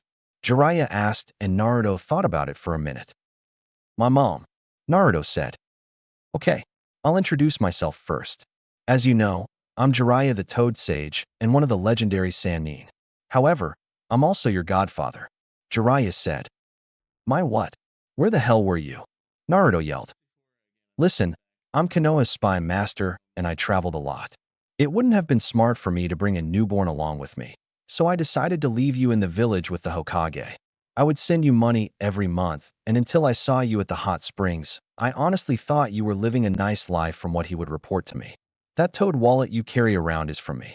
I decided that if I wanted to keep you safe and your Jinchuriki status a secret, I'd protect you from the outside. I've stopped so many lead ninja from leaking information about you over the years that the amount would be considered a small army. Jiraiya said. So, you thought you would be better off protecting me from the outside rather than taking me with you? Naruto asked. Exactly, Jiraiya said. I guess I can agree with that. What about my mom? Naruto asked. Her name was Kushina Uzumaki. She was a well-respected kunoichi in our village and was well known for her unique use of ninjutsu and her kenjutsu abilities. Before she died, some people would say that she was stronger than Tsunade, my other teammate in the legendary Sannin. As a kid, she was a headstrong, impulsive, eccentric, and stubborn girl, as well as a bit of a tomboy. However, with time she matured and was very level-headed and cheerful with a noticeable sassy side to her. She died protecting you from the wrath of the Nine Tails during the attack. All she wanted was a peaceful life with a family, and that was all taken away from her the day you were born. Your name is the name of a character from the very first book that I wrote that didn't sell as well as I hoped it would. Jiraiya said. Do you think she would be proud of me? I mean, I don't exactly have the greatest reputation in the village. Naruto said. She would be proud of you no matter how your reputation was in the village. All she wanted was for you to be happy in life. Jiraiya said. I guess she would be. I mean, I have a friend, although she's from Suna, but she's a friend nonetheless. Naruto said. That Tamari girl? I thought she was your girlfriend. Jiraiya said. No, we wouldn't work out. Plus, my girlfriend needs to have red hair. It's my favorite color. Naruto said. He's more like Minato, and he doesn't even know it. Jiraiya thought as they arrived in Otafuka town and found a hotel. I see. Now, we'll be staying for the night. Jiraiya said. Why? Naruto asked. Because I want to check around and see if anybody has seen the person we're looking for. Jiraiya said, and Naruto felt a small pulse of chakra. Well, what is her name? What does she like to do? Naruto asked. She's my other teammate, Tsunade. She likes to drink and gamble a lot.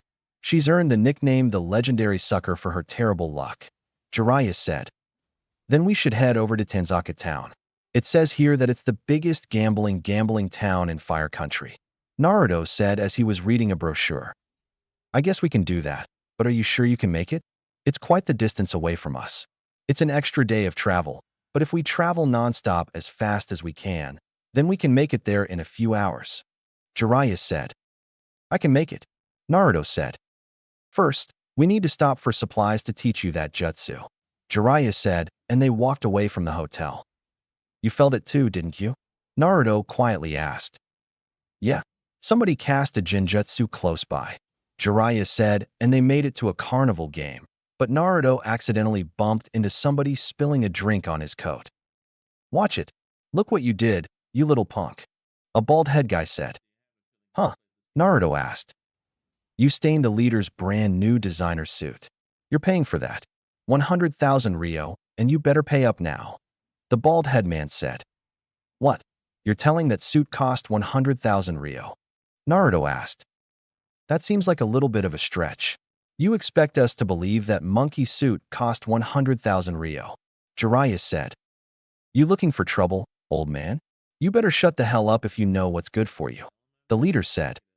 The boss used to be a Chunin from a Wagakure, the legendary dark ninja, feared by all. The bald guy said. Oh, the legendary what now? Jiraiya asked. You're asking for it. Just keep pushing me, and I'll kick your ass. The leader said. Naruto, this is perfect timing. I'll show you the jutsu I'm going to teach you while we're on our little mission. Watch carefully, Jiraiya said, and formed a spiraling ball of chakra in his hand.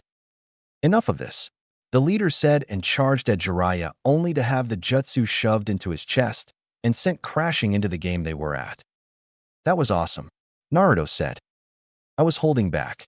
You guys are hardly worth the trouble, Jiraiya said, and took the guy's wallet, then paid for the damages and bought all of the balloons filled with water as well as the rubber balls. What the hell kind of jutsu was that? Naruto thought. Naruto, let's get going.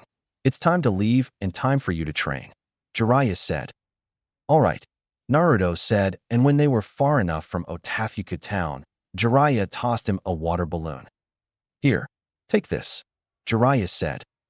What's this for? Naruto asked. The first step in the jutsu I'm teaching you, Jiraiya said, and popped the balloon in his hand. Whoa, how did you do that? Naruto asked. In the water balloon exercise, you'll learn to create a stream of chakra. In other words, spinning. First, gather the chakra in your hand like you would during the tree climbing exercise. Then release a steady stream of it using the water walking exercise, and finally use the chakra to push and churn the water in the balloon, Jiraiya said. So I have to spin the water inside of the balloon until it pops, Naruto said, and started to spin the water in the balloon. Yeah, now let's get going. We've got to be in Tanzaku before nightfall so we can get a hotel to stay in, Jiraiya said. Wait, can you give me one more demonstration? Naruto asked. Sure, But this is the last one you get, Jiraiya said and popped another water balloon. I get it now. When I spin the water in the balloon, I'm only doing it in one direction. When you spin the water, it's going in multiple directions that makes it seem to bubble inside before it eventually pops. Naruto said. He caught on faster than I thought. Jiraiya thought. Exactly. Now you will have more difficulty since you have to concentrate while we're traveling at high speeds. Jiraiya said. That's okay with me. Just means the end result will be even better. Naruto said. Glad you understand. Now let's go. Jiraiya said, and they started to run towards Tanzaka Town. Tanzaka Town. After running for nearly 8 hours, Naruto and Jiraiya finally arrived at Tanzaka Town. Along the way, Naruto finally managed to pop the balloon after 2 hours of trying, and Jiraiya made him practice it until he was able to do it in an instant. Naruto wanted to move on to the next step, but Jiraiya told him to give his chakra network a break, and they would do the next step in a few days. As they were walking around, Naruto could tell that this place would attract any kind of gambler, even the likes of Tsunade. Naruto decided to test his luck at a lottery ticket, and to his and Jiraiya's surprise, he actually won off of his first ticket.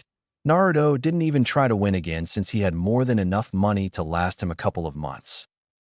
Alright, Naruto. I doubt she's here yet, but given the buzz around this place, I'd say she'll be here within 2 weeks. I'll book us a hotel, and for the next 2 weeks, I'll be working with you on your taijutsu and breaking down hand signs from your jutsus to use them faster. Is there anything specific you want to work on besides this jutsu? Jiraiya asked. Yeah, I want to work on my Fuin jutsu, but not the ordinary stuff. I want to learn some Juin jutsu, or at least methods of removing some. Naruto said, and Jiraiya sighed. Listen, kid. Juin jutsu is no joke, and it takes years to master. Jiraiya said. I know that, but we have my shadow clones, remember? We'll be speeding up time if we use them. Naruto said. I'll teach you. Why do you want to know Juin jutsu so bad? Jiraiya asked. I don't know. I just have a feeling that I'll need it in the future. Naruto said. Alright. Starting tomorrow, we begin training. I'll have you work on the second stage in physical training while I work with your clones for a few hours. Jiraiya said. Alright. Naruto said. 2 weeks later. 2 weeks has arrived, and a few of Jiraiya's spies have contacted him, letting him know Tsunade was now in Tanzaka Town. What made him confused was that earlier in the day, Tsunade hit the jackpot consistently and won a ton of money. Over the past 2 weeks, Jiraiya worked Naruto into the ground. He needed less hand signs for all of his jutsus. His taijutsu was even better than before. He managed to get past the second step in his jutsu, which required him to pop a rubber ball. Jiraiya kept his word and taught Naruto some Juin jutsu releasing methods that Naruto took to like a fish in water. Currently, Jiraiya had Naruto working on the final step to his jutsu, which relies on him combining the first and second steps together. Alright, Naruto. According to my sources, Tsunade is in town. She's been here for a few days, and we've been gone from the Leaf Village for over 2 weeks.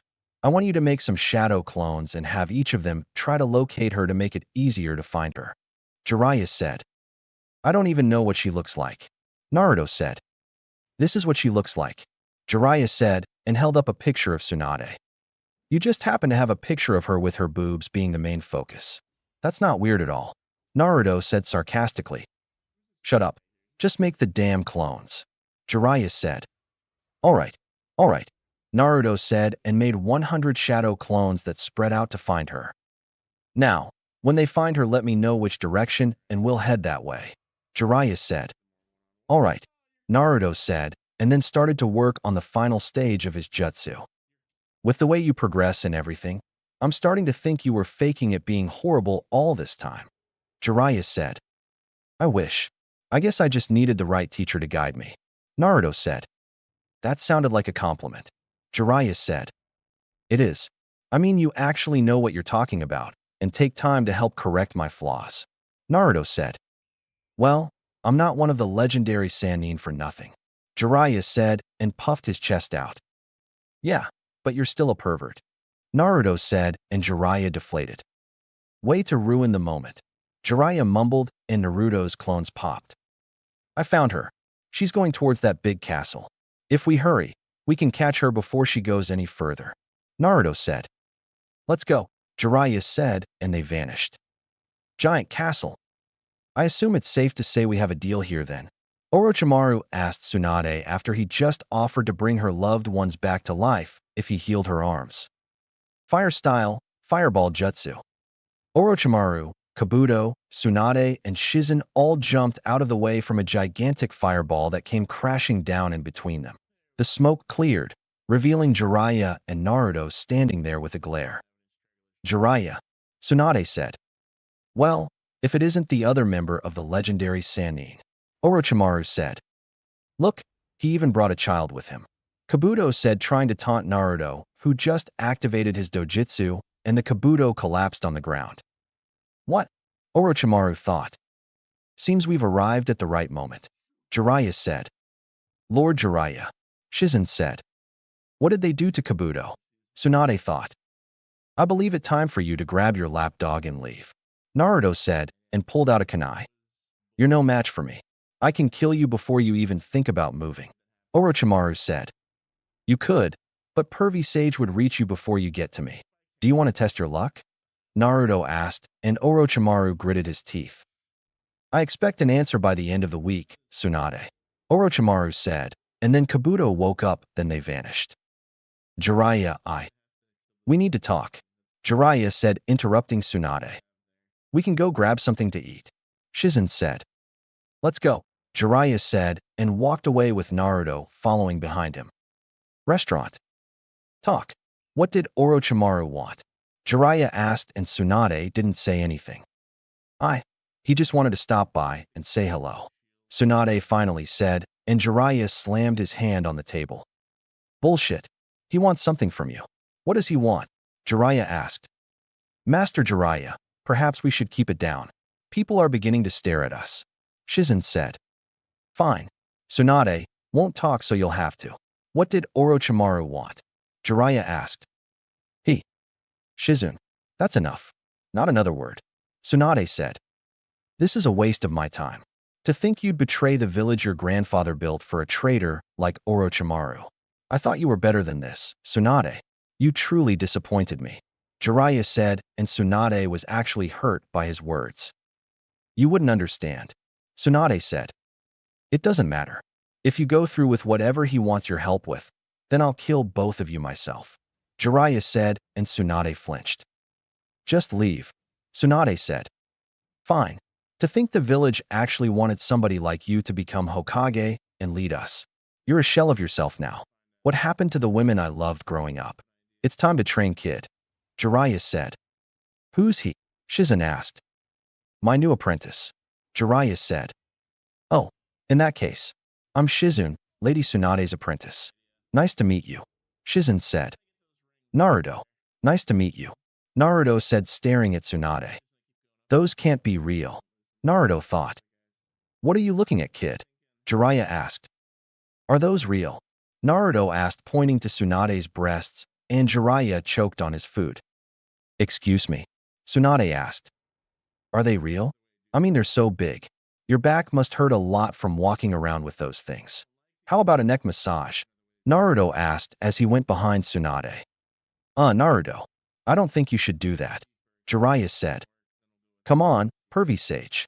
Anko told me this works for her, and she's got some soft big ones as well. Naruto said. How do you know? Jiraiya asked. She let me feel them after she gave me the talk. Naruto said, and Jiraiya couldn't help it, so he pulled out his notepad, scribbling something down, giggling. Oh wow, this feels amazing, Tsunade said.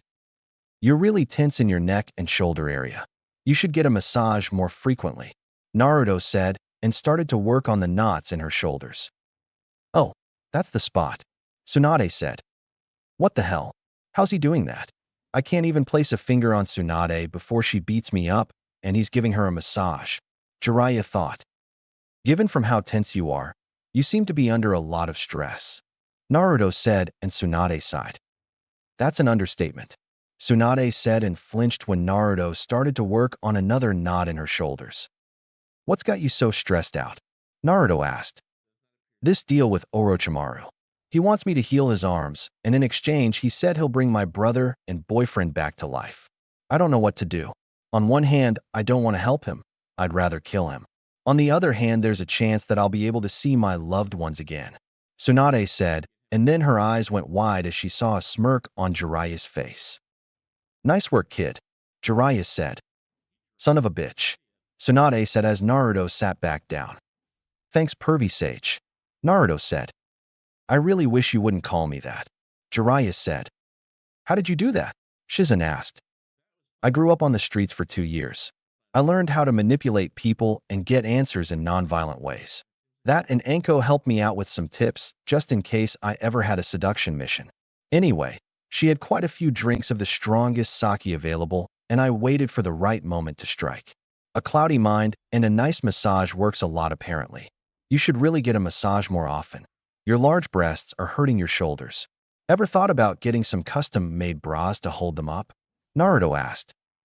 You're pretty straightforward, Tsunade said. Was that rude? I made the same mistake with Tamari. I like your necklace, Naruto said. What? Tsunade asked. I'm not really good at holding conversations with people, mainly females.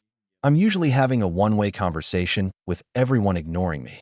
I'm getting better, I think, Naruto said. Anyway, I hope you're not thinking about helping Orochimaru because I can tell you that it won't be smart if you did, Jiraiya said. What makes you say that? Tsunade asked. Well, the jutsu he wants to use is the forbidden jutsu your uncle created. He'll bring them back to life, but they'll only be a reanimation. He's already brought back Hashirama and Tobirama to fight Sensei when he invaded during the Chunin exams, Jiraiya said. I heard about that. Nice job using Gamabunta to take out the one-tailed beast. I see you haven't lost a step, Tsunade said with a small smile. I didn't summon Gamabunta. I was still trying to help Sensei, but the barrier Orochimaru's lackeys used was stronger than I thought. Naruto was the one who summoned Gamabunta and defeated the One-Tails, Jiraiya said. Him? Seriously? How? He's just a kid, Tsunade said. Can I show her? Naruto asked. Yeah, Jiraiya said, and Naruto activated his dojutsu. The Hishigan, Tsunade whispered. The what? Naruto asked. Let's talk somewhere else, Tsunade said, and they left. Jiraiya Hotel. So what's the Hishigan? Jiraiya asked. It's a dojutsu that was rare amongst the Uzumaki clan. My grandmother, Mito Uzumaki, told me once that not many Uzumaki can use this dojutsu because they never go through enough emotional trauma. The fact that you awaken it tells me you've had a hard life growing up, Tsunade said. That's an understatement, Naruto mumbled. So what exactly does it do? So far all we know is that he can see chakra pathways. He's immune to Jinjutsu when it's activated and can cast a Jinjutsu that shuts the body down for 30 seconds. It's how he defeated Shikaku, Jiraiya said. Another thing is that whoever has the Hishigan will be able to use the Ice Kekkei Genkai. You can cast Jinjutsu with them like the Sharingan, but only one person has been able to do that, and that was Ashina Uzumaki, the clan head. That Jinjutsu that shuts down the body isn't a Jinjutsu per se. It's a hidden ability that temporarily disrupts a person's brain waves and shuts the body down, Tsunade said. Whoa, Naruto said. Is that everything? Jiraiya asked. Yeah. Now, why did you go through so much as a child? Didn't your parents look for you? Tsunade asked.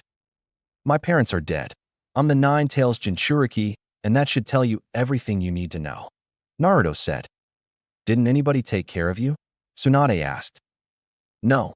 Sensei was supposed to look after him for me, but it turns out he's been lying to me when I asked for reports on how he was doing and if I needed to return to the village, Jiraiya said.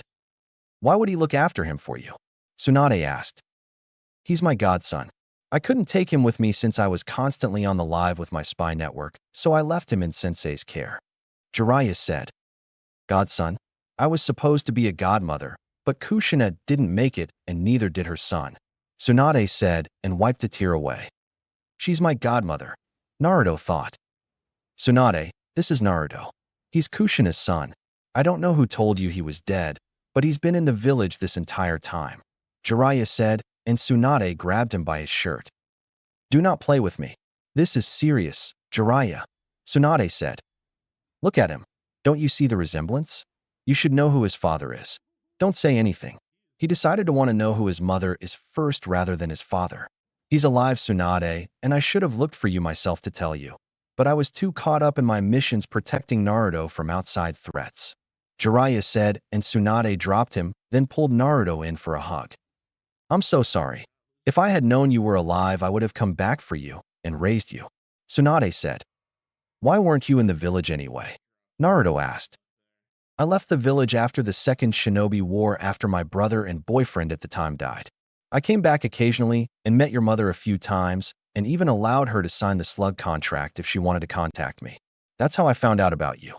I was on my way back to the village when an Umbu with a gorilla mask told me Kushina and her son died in the Nine-Tails attack. I've been gone ever since, and I've just been drinking my sorrows away. Tsunade said.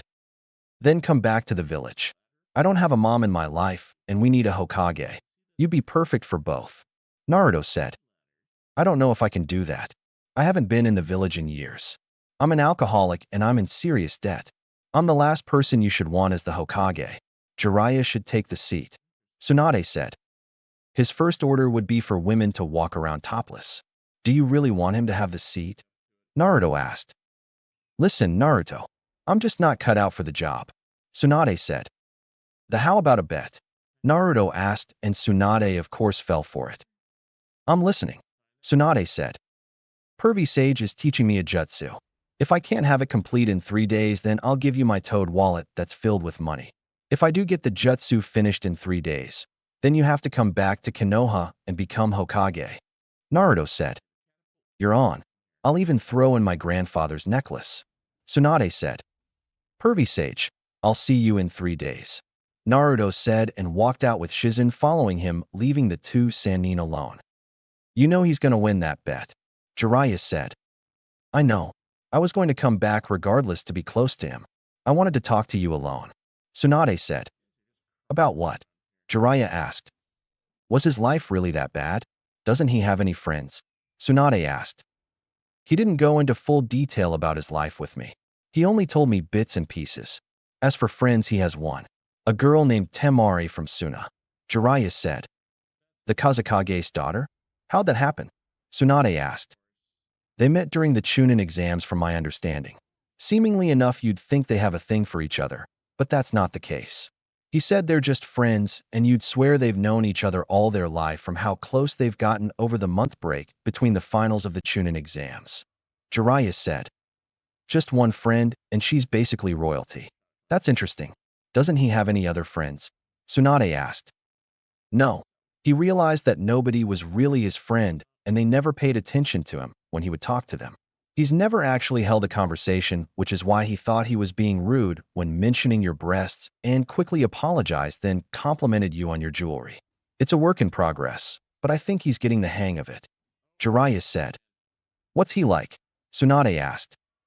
He's a combination of Minato and Kushina. Of course, he has the Uzumaki temper, but I think Minato's calm-like attitude balances him out. He can figure stuff out quickly, but he just needs a little push in the right direction. The jutsu he's learning is the Rasengan, and he's nearly completed it. It hasn't even been a month yet. Jiraiya said, and then there was a silence between them until Tsunade spoke up. Why didn't we ever work out? Tsunade asked. You rejected me pretty bad on a day. I was just checking up on you. I know you were going through some things after losing Dan and Nawaki, but I was only there as a friend that you needed. Jiraiya said. I know, and I'm sorry. It's just I knew you were jealous that I started dating Dan, and I thought you were probably going to talk bad about him. I know you aren't that kind of person, but I wasn't thinking straight. Tsunade said. That's why I decided to give you your space after that day. Jiraiya said. You haven't spoken to me in 2 decades. I thought you hated me. Tsunade said. I didn't hate you. I hated what you said to me and how you showed no remorse for it. I decided to focus on my spy network, and then Naruto was born, so I had to work even harder. Jiraiya said. Does the village really want me to become Hokage? Tsunade asked. They were going to give me the hat, but I turned it down and recommended you. Jiraiya said. Then if this is a mission of that caliber, then why'd you bring Naruto along? Tsunade asked. The elders wanted to send Umbu with me, and they'd slow me down. He's my apprentice, and I wanted to train him some more and get him out of the village. That, and I figured it was time you two met. Jiraiya said. Naruto and Shizune. Naruto, can I talk to you? Shizune asked. Sure. Naruto said. You need to call off the net with Lady Tsunade. Shizune said. Why? Naruto asked. Because that necklace is cursed. Every time she gave it to somebody, they ended up dying. Shizune said. Listen, she's the one who offered the necklace. I just wanted her to come back to the village to become Hokage and finally have some kind of family. Naruto said. I understand that, but you shouldn't take the necklace. It can kill you. It's bad luck. Shizune said. I have a giant fox sealed into my gut, and I've already had Leaf Ninja try to kill me. A little more bad luck won't hurt me. Naruto said. Leaf Ninja? Shizune asked. I've already said too much. I need to start training and win this bet. Naruto said. Don't say I didn't warn you. Shizune said and left. You can come out now. Naruto said, and two figures walked out wearing black cloaks with red clouds. Not bad. He was able to sense our presence. He's more interesting than I thought, Itachi. A blue shark-looking man said. Indeed he is, Kisame. Naruto, we would like for you to come with us. You have something that we need. Itachi said. He must be talking about the Nine Tails. Naruto thought. He might try to run. Allow me to cut off his legs. Kisame said and pulled a giant sword off his back. What if I were to decline this invitation? Naruto asked. It would not be wise for you to do that. Itachi said and activated his Sharingan. So, you must be Sasuke's brother. Naruto said. He is. He's already dealt with that nuisance, and now we're about to deal with one more. Make this interesting for me. Since I can't kill you, create some of those shadow clones you're known for, and allow me to kill them. Kisame said with a grin. How about no? Now, leave me alone. I have something to do. Naruto said and turned around only for Kisame to appear in front of him. I warned you. Kisame said and raised his sword to attack, but Naruto activated his Hishigan and Kisame collapsed. What was that? Itachi thought and kicked Naruto away. Would you like to join him? Naruto asked. You placed him in a Jinjutsu, but there's no foreign chakra in his body. Itachi said. That's because he's not in a Jinjutsu. He's temporarily dead. Naruto said and Jiraiya landed in front of him. Itachi Uchiha. Jiraiya said. Jiraiya of the legendary Sannin. We will meet again, Naruto. Itachi said and grabbed Kisame before vanishing. You alright, kid? Jiraiya asked. Yeah, I'm okay. All he did was kick me away when Kisame fell to the ground. Naruto said. That dojutsu saves your life and bought me some time. Let's head back. You can start training tomorrow. Jiraiya said. What about my bet? I'll only have 2 days left instead of 3. Naruto said. Trust me, kid. With your luck and Tsunade's terrible luck, you'll win this bet. Jiraiya said. I guess you're right. Naruto said. They left the area and went back to the hotel to rest up for the night. Naruto made sure he had everything he needed to complete the Rasengan and win the bet. That wasn't the only thing on his mind. He wanted to know why Kisame and Itachi were really after him and how they would deal with Orochimaru in a few days. 2 days have passed since Naruto and Jiraiya found Tsunade, and to Naruto, it was fun. He bonded with Tsunade over the past 2 days, and they were instantly like mother and son. She told him how to talk to women better with the help of Jiraiya and Shizune. He was able to talk to girls now without feeling awkward and even met a few that were his age while walking around the town. Of course, he was a natural at charming women, and Jiraiya even bribed him with a jutsu to help him score some women at the brothel house. The result of this was Tsunade beating Jiraiya within an inch of death once she found out. Another thing he found out was Tsunade had an extreme case of hemophobia. He came back to the hotel one day after training and asked Tsunade to heal some of his wounds, and she froze at the sight of his blood. Shizune explained the reasons why she's afraid of blood due to the loss of her lover Dan and her little brother Nawaki. Naruto, being the lovable person that he is, came up with a plan to help Tsunade get over her fear of blood. Flashback. Naruto, what's on your mind? Shizune asked. Granny Tsunade's fear of blood. It's a weakness that can easily be exposed during a fight, and I don't want that to happen to her. Naruto said. I understand, but these things take time to get over. Shizune said. It's been nearly 30 years. She's had more than enough time to get over it. Naruto said. Well, some people take more time than others. Shizen said. What if I'm in danger and her fear of blood prevents her from saving me? Wait a minute. I got it, Naruto said. What? Shizen asked. Will use me to get her over her fear of blood, Naruto said. How exactly are we going to do that? You have the 9 tails inside of you, and it heals any major wounds, Shizen said. Then we'll use a blood clone. We can give it an injury that only she can heal, and it will force her to get over her hemophobia. I doubt she'd want to lose her only family member left, so I'm positive she'll ignore the blood and save the clone, Naruto said. That's a brilliant idea. Do you know how to use the blood clone jutsu? Shizen asked. Yeah, I just need to draw blood and then do 2 quick hand signs for it, Naruto said. We need an injury that's too severe for me to heal, but not too severe that it will destroy the clone. Lady Tsunade personally trained me, so there isn't much that I can't heal, Shizen said. Do you operate near the heart? Naruto asked. No, I've never been in a situation that required surgery near the heart. Oh, I see what you plan on doing, Shizen said. After we make the clone, stab the clone in the chest, but have it barely scrape the heart and rush the clone to Tsunade. She'll either have to let me die or get over her fear of blood and heal me, Naruto said. Do we tell Master Jiraiya the plan? Shizen asked. No, Pervy Sage should be kept in the dark about this. We need his reaction to be legit, Naruto said. We need a backstory for the injury, Shizen said. Tell her Kabuto attacked me while I was training. Use your chakra scalpels to do damage around the clone's body and then stab the clone in the chest with a kunai, Naruto said.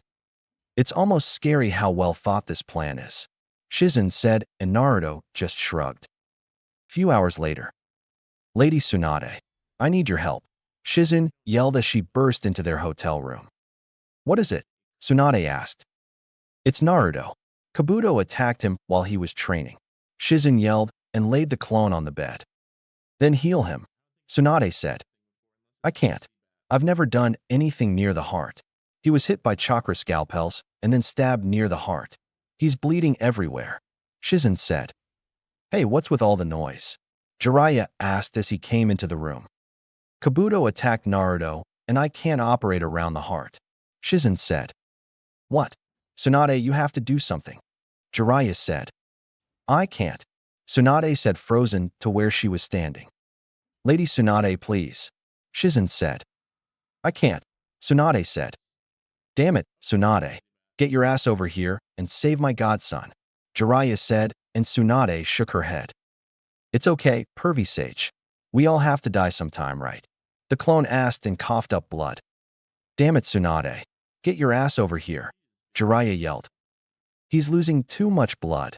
He won't make it much longer, Shizen said, trying her best, and Jiraiya had enough, so he dragged Tsunade over to Naruto's body. Look at this. I can't believe you're willing to let your godson die. You're a disgrace to the medical corps, Jiraiya said, and stormed out of the room. Lady Tsunade, please help him. I thought you didn't want to lose any more family members, Shizen said. I can't, Tsunade said, and then the clone stopped breathing, so Shizen moved away from the body with blood on her hands. I hope you're happy, Shizen said, and placed a blanket over the clone's body. In Naruto, Tsunade said and hoped it was a lie, but got no response. It's over, Lady Tsunade. I'll go tell Master Jiraiya what happened, Shizen said and left the room. Naruto, please wake up, Tsunade said. She didn't get an answer, so she hesitantly went over to the body, pulled the blanket back, and checked for a pulse. It was faint, but still there, so she slowly got to work and had to catch herself from stopping. The pulse grew stronger after a while, and now the hard part came. She had to remove the kunai and be prepared for the blood to shoot out. She got herself together, and once the kunai was out, she was sprayed with blood, but didn't let that stop her. It took some time and a few close calls, but she finally healed him. That's when Tsunade heard the door open, revealing Shizen, Jiraiya, and Naruto. Tsunade was confused as Naruto was just dying until she saved his life. Naruto? But how? You were just dying, Tsunade said. It was a blood clone, Lady Tsunade. Naruto wanted to help you get over your hemophobia, so me and him came up with this plan. Seems like it worked since you're covered in blood and you aren't freaking out, Shizen said, and then Tsunade realized she was actually covered in blood. Was Jiraiya in on it as well? Tsunade asked. I just found out right before we came in the room. Jiraiya said. By the look of it, Lady Tsunade, you aren't scared of blood anymore. You're covered in it, and you aren't panicking. Shizun said, and then Tsunade realized that Shizun was telling the truth. Wait, so Kabuto didn't attack you? Tsunade asked. Nope. Him and Orochimaru are most likely hiding until you give them your answer. Now it's time to train. Naruto said. Oh yeah, you still have to master the Rasengan. Jiraiya said. I've got a few clones working on that. This training is for Granny Tsunade. Naruto said, and Tsunade's eye twitched. Will it kill him to stop calling me that? Tsunade thought. Train her for what? Shizun asked. To fight. It's clear that she's rusty, and since she's family, I don't want anything happening to her. We can have a fight between the two of us. Naruto said. You do realize she's one of the legendary Sannin, right? Jiraiya asked. One of the legendary Sannin who hasn't trained since before I was born. I should be able to get her back in shape. I mean, of course she's stronger than me, but I should be able to handle it due to my stamina and her current lack of training. Naruto said. All right, Naruto.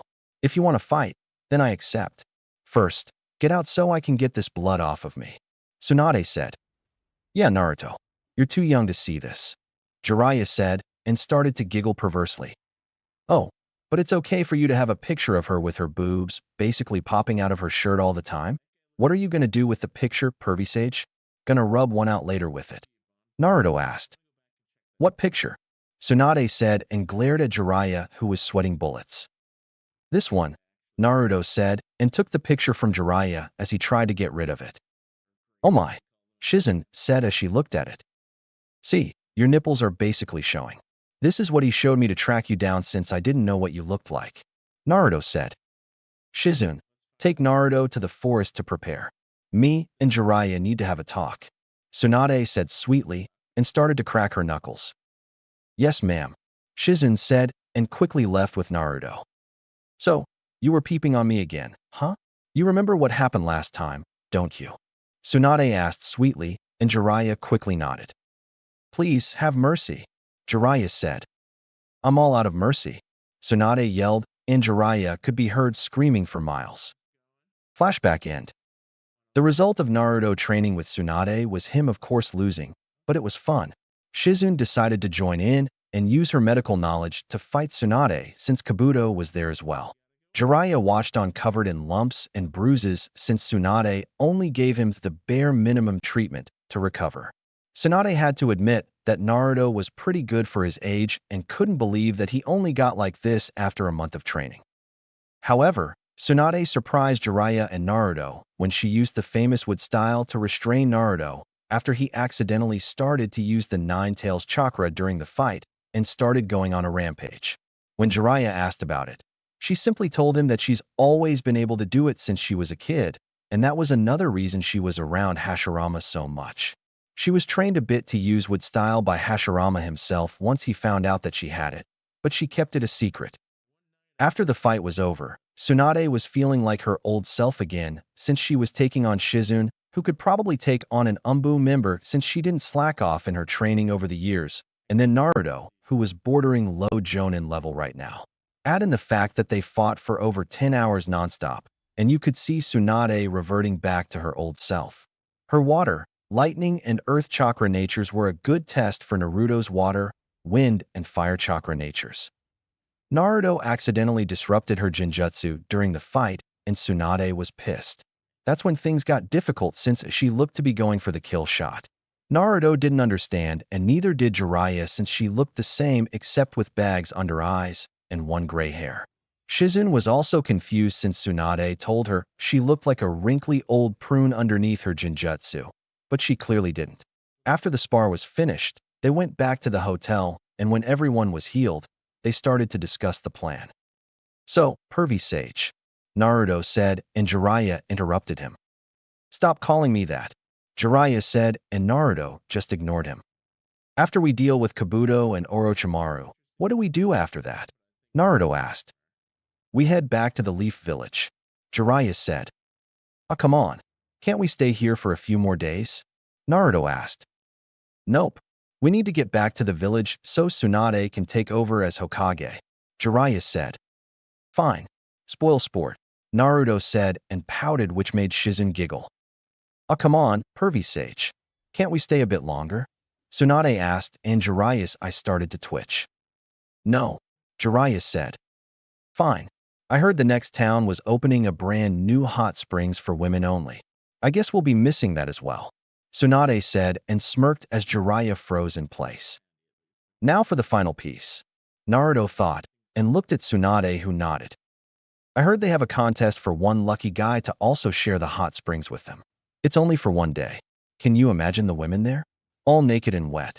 It's too bad we're headed straight to Konoha after this. Looks like that book of yours won't have any good scenes in it, Naruto said, and Jiraiya looked at them with blood coming from his nose. Well, I suppose we could stop for a day or two. There's no harm in that. I'm going to the bar, Jiraiya said and quickly left. He's going to be so disappointed, Tsunade said. Why?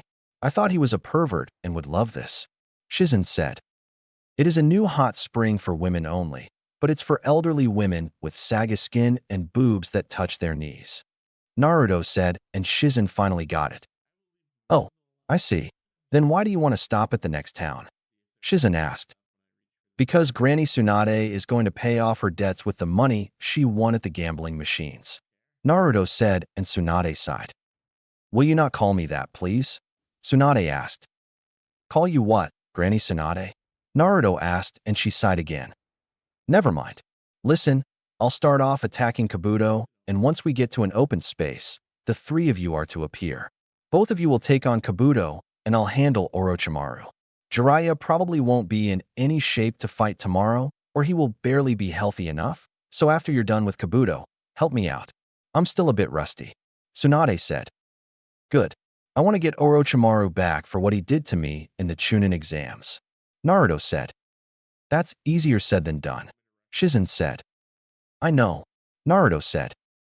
Let's call it a day, Tsunade said. Next day? Well, what's your answer? Orochimaru asked.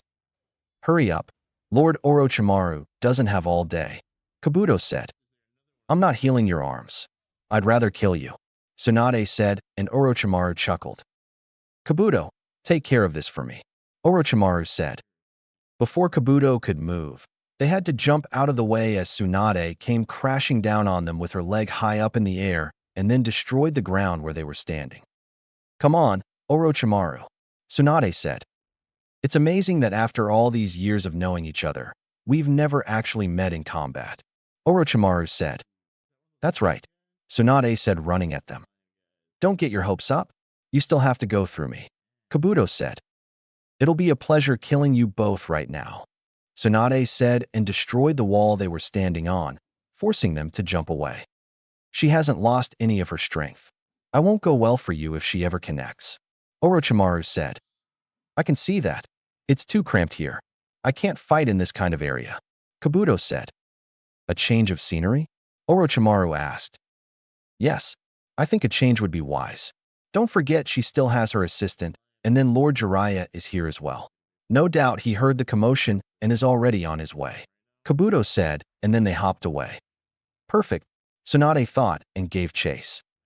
Open field. Why are you running? I thought you wanted to fight, Tsunade said. With Jiraiya around, a change of scenery was best for us. It's time to end this now, Orochimaru said as Kabuto jumped away from one of Tsunade's punches. Taijutsu was never my forte, but I can handle her. It's clear that she hasn't been training for this entire time, Kabuto said, but then had one of Tsunade's fists buried in his gut, and he felt like every bone in his body was broken. What's that about not training? Tsunade asked. Seems you've had us fooled, Orochimaru said. It's not hard, Tsunade said, and Kabuto healed himself before trying to attack her with his chakra scalpels, but Tsunade easily avoided him. Damn it, she's toying with me, and it looks like she's not even trying right now. Were the reports wrong about her not training? No, they couldn't have been. We've had our best men on it, and they never give information unless they're 100% sure. Time for Plan B. Every shinobi has a weakness, and I just happen to know hers, Kabuto thought. Let's see how you fare against this. Kabuto said and cut his hand, then threw his blood onto Tsunade. Nice try, Tsunade said and kicked him away. Something isn't right here. It's a well-known fact that she's afraid of blood, Orochimaru thought, as he watched Kabuto stand up and eat a plasma pill. Kabuto, I will assist you. It seems the reports on her were wrong, Orochimaru said. If you insist. Even without your arms, she's no match for us, Kabuto said, and then a puff of smoke happened. Well, it sure took you all long enough, Tsunade said. Blame pervy sage. We had to go look for him, and we found him drunk at a bar. He's barely able to fight properly, Naruto said. I'm fine, Naruto, Jiraiya said. Lady Tsunade, are you alright? There's blood on you, Shizen said. It's not my blood. You two can take on Kabuto. Me and Jiraiya can handle Orochimaru, Tsunade said. Isn't this interesting? All three of the legendary Sannin together again. Who would have thought a day like this would happen? Orochimaru said. The Nine-Tails Jinchuriki will be a problem. I can't kill him because then they'll come after me, and I'd rather not deal with that organization again. However, his dojutsu interests me. I'll have to figure out a way to get that boy on my side, Orochimaru thought. Well, I guess I can handle Kabuto, Naruto said. I wouldn't underestimate me if I were you, Naruto. I'm as strong as Kakashi, Kabuto said. Yeah, congratulations. Are we gonna fight or not? Naruto asked. Naruto, follow my lead. I'm the strongest between the two of us, and I have experience. Plus, I can tell he specializes in medical ninjutsu, so I should be able to counteract him, Shizen said. Didn't you tell me that medical ninjas are supposed to hang in the back during a fight? Maybe I should take the lead on this one, Naruto said. No, Shizen is right. She should lead because he can use chakra scalpels to fight, and so can she. They'll cancel each other out, Tsunade said. Fine, lead the way, Naruto said. Naruto and Shizen versus Kabuto. Kabuto immediately summoned a snake to assist Orochimaru in his fight, and then activated his chakra scalpels. Shizen activated her own chakra scalpels and attacked Kabuto. It was clear from the start that Shizen was better at close-quarters combat, but Kabuto was no slouch. He managed to cut the tendons in her right leg, but she also cut the muscle tissue in his arms. Shizen ducked when Kabuto swiped at her head and kicked him in the gut with her good leg, and before Kabuto could cut another tendon in her leg, Naruto used the great breakthrough and sent Kabuto flying backwards into a boulder. Thanks for the save. I just need a few minutes to recover, Shizen said. I can handle him from here. I've seen how he fights, Naruto said. You shouldn't take him lightly, Shizen said. I won't, Naruto said. Naruto, Uzumaki. I hope you don't think you can beat me, Kabuto said arrogantly. Anyone can lose on any given day, Naruto said. If you can't defeat Sasuke, then you're not even close to being able to defeat me. I'll admit that Shizen has a chance, but you on the other hand have no chance at all, Kabuto said. Trying to use Sasuke as bait to make me angry won't work. I'm looking past Sasuke now. My new goal is to surpass my sensei, and then the fourth Hokage. Let me know when Sasuke defeats a tailed beast, and then we'll be getting somewhere. Until then, shut the hell up and fight me. Oh wait, do you need Orochimaru's permission to fight me? Seems you can't do anything without him telling you to do it, Naruto said. You should watch what you say, Kabuto said. How does it feel working for somebody so weak? I guess we know who the weakest Sannin is. He lost to an old man while he had Hashirama and Tobirama Senju on his side. If that's who you take your orders from, then I guess you're just as weak as he is, Naruto said. Shut up, Kabuto said. Too easy, Naruto thought. Kabuto charged in at Naruto full of rage for disrespecting Orochimaru and never noticed the smirk on Naruto's face. Kabuto started swinging wildly with his chakra scalpels activated, and each time he swung, it would go right through Naruto. However, every time Naruto attacked, it managed to connect, and that just enraged Kabuto even more. What he didn't know was that Naruto was using the Shunshin at incredible speeds, creating after images of himself, but they were all able to attack him. I've had enough, Kabuto yelled. He was about to attack, but then Shizen used her poison mist on him. But Kabuto held his breath as the poison surrounded him, so he wouldn't breath it in. Naruto tapped his arm as a signal to Shizen to use her poison needles. She shot her poison needles towards the poison mist, and Naruto used his Gale Palm Jutsu to speed them up a bit. They heard Kabuto groan as the needles managed to hit him and smirked. "What do your poison needles do?" Naruto asked. "They'll leave him near death, but since he's a medical ninja, he'll most likely slow the poison down to try and keep fighting. If he was smart, he would leave and try to find a cure, but since you've managed to enrage him, I don't think he'll do that," Shizen said, and the smoke cleared, revealing Kabuto with 3 needles in his arm. "Damn it, I fell for a simple trick and now I'm poisoned," Kabuto thought. Summoning Jutsu.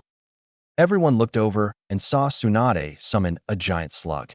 Orochimaru was about to ask for help, but Jiraiya came at him with some taijutsu, and Orochimaru was able to dodge some of them, but not all of the attacks. He jumped back onto his snake summons, and Jiraiya also went through hand signs. Summoning Jutsu. "What's up?" Gamakichi asked. "What the? Why are you here?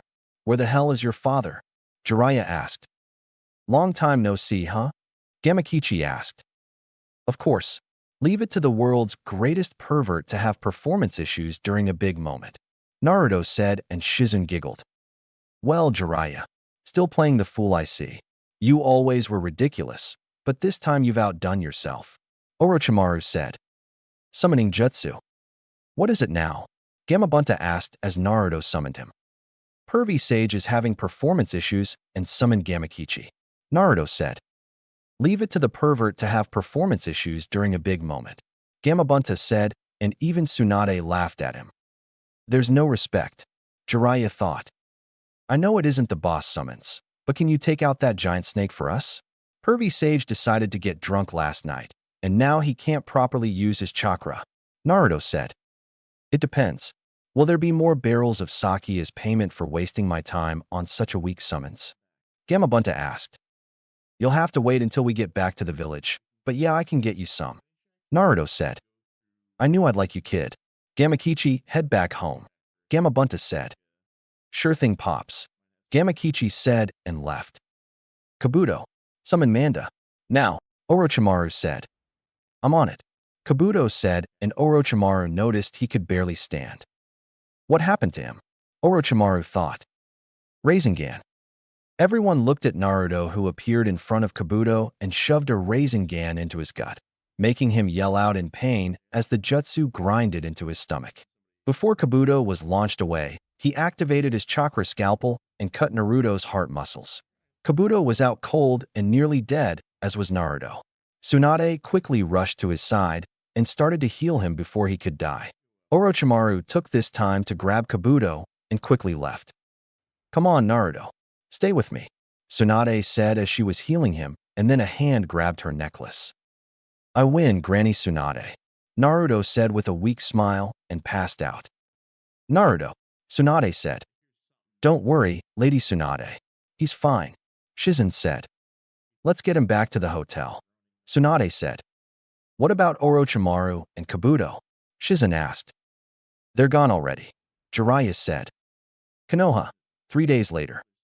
"So, Granny Tsunade, what are you going to do now?" Naruto asked as they were walking through the village under a hinge so she wouldn't be recognized. "Well, I have to meet with the village elders before I'm officially announced as Hokage, and then I'm headed over to the hospital," Tsunade said. "Why are you going there?" Naruto asked. "That Rock Lee kid you told me about is still in the hospital, and I want to see if I can properly heal him while saving his ninja career. Plus Kakashi and your teammate Sasuke are in the hospital as well," Tsunade said. "Oh yeah, I forgot about them. Why am I escorting you around the village? I thought the Hokage would have an assistant or Anbu with them," Naruto said. "I can't spend some time with my godson. I've missed a lot over the past 13 years, and I want to catch up. Now, Jiraiya tells me you're good friends with the daughter of the 4th Kazekage. Do you like her?" Tsunade asked. "No, me and Tamari are just friends. She needs a submissive boyfriend, and I'm an Uzumaki, so being submissive isn't exactly in my blood," Naruto said. "Did you forget that I'm part Uzumaki as well? I know all about how being submissive is the last thing we'd do," Tsunade said. "I forgot about that. I guess the Senju last name throws me off," Naruto said. "It's alright. Nowadays most people forget that I'm an Uzumaki." Tsunade said. So we're kind of related. Naruto said. I guess you could say that. Tsunade said as they reached the Hokage Tower. Did the Uzumaki have any kind of abilities other than the Hishigan? Naruto asked. Yes. Members of the Uzumaki clan naturally possess incredibly strong life forces. My grandmother, Mito Uzumaki, was born before Konoha was founded, and yet she lived long into the third Hokage's reign. Usually women stop having the ability to reproduce once they reach a certain age, but Uzumaki women can give birth well after that of normal women. Another trait of the Uzumaki clan was the ability to use their chakra to heal themselves or others.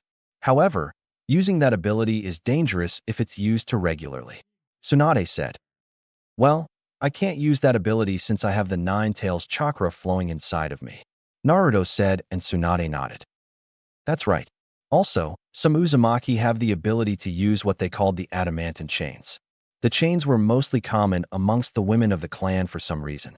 The Uzumaki clan also had a unique sensor ability as well as the ability to suppress their chakra signature so they're undetectable. Tsunade said. Is that how I'm able to sneak around so much? Naruto asked. Most likely. You have so much chakra that you stand out amongst everyone. But from what you've told me so far, if you're able to sneak around undetected, then you must have that ability as well. Another thing is that Uzumaki members are well known for Fuinjutsu, which you clearly are good at from what I've seen you do. The distinct trait among the Uzumaki clan was their red hair. You, however, get your hair from your father. Tsunade said. Why don't you have black or red hair? Hashirama had black hair, and since Mito was an Uzumaki, she had to have red hair. Naruto said. That is something I still haven't figured out myself. I was raised by my grandmother and grandfather. My parents died when I was very young, so I never met them. I do know my father was half Uzumaki and half Senju. I don't know about my mother. She must have had some strong dominant genes if I have blonde hair. Tsunade said. Maybe my father had strong genes as well since I'm blonde. Naruto said. He did. I'll tell you this. Your father was one of the most powerful ninja to ever live. Some people would compare his strength to that of my grandfather, and my grandfather was known as the god of shinobi. Your father never reached his prime before he died, so he was on his way to becoming the strongest ninja ever. Tsunade said. Wow. Do you think I'll be able to surpass him? Naruto asked. Who? Tsunade asked. My dad and the first Hokage.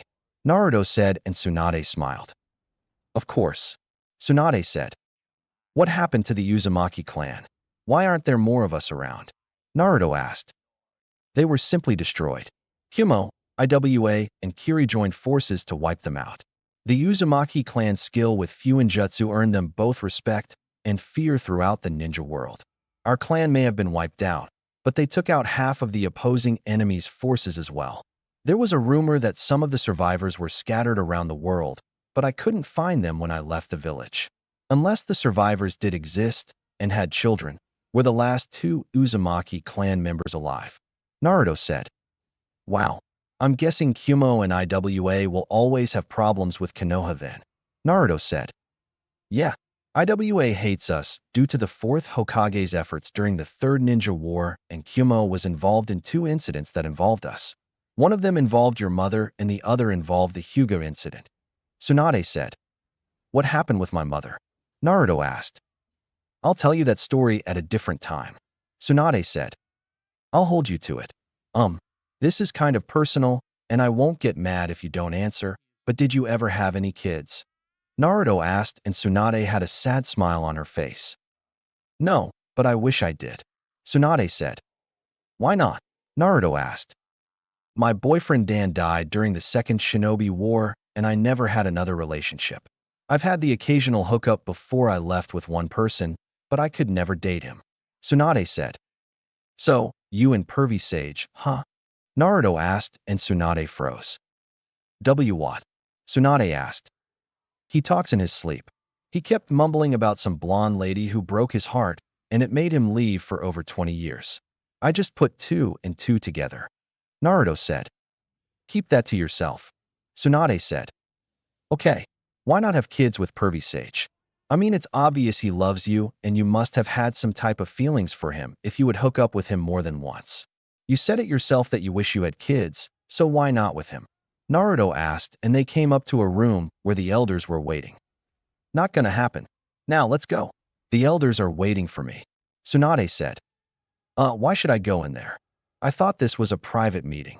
Naruto said. You already know what's going on and you're my escort. Shizen should already be in there, and I'm technically the Hokage, so I can bring whoever I want. Tsunade said and opened the door, then dropped their hinge. Lady Tsunade, I'm glad you can join us. However, young Naruto must leave. Elder Hamura said. He stays. He knows what is going on and was my escort for the day while I had Shizen working with patients at the hospital. Tsunade said. Very well. Elder Hamura said. Are you sure it is wise to have him here? No offense, but he's only a genin. Elder Koharu said. I'm sure. Tsunade said. This is unacceptable. The boy must be removed. A man with a bandage over one of his eyes said, and then looked at Naruto. He stays, Danzo. He'll be on his best behavior. Isn't that right, Naruto? Tsunade asked, and then Naruto activated his dojutsu. Will you please deactivate your dojutsu? Hamura asked. No.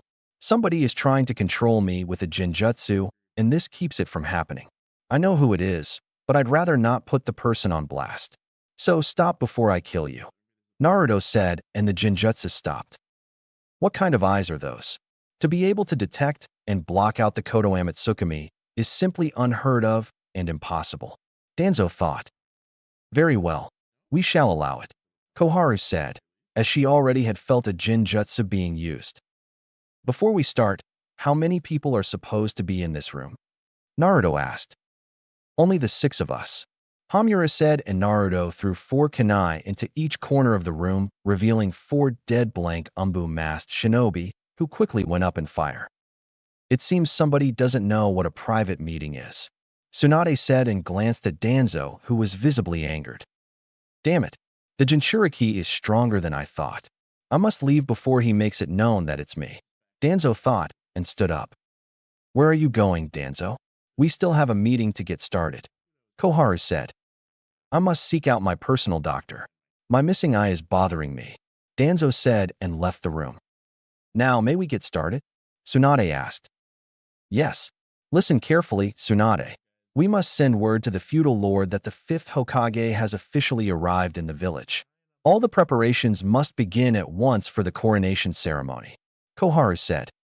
Can't we just skip the ceremonies? They're such a bore. Tsunade said. Tsunade, Koharu said. Okay. It comes with the job, I guess.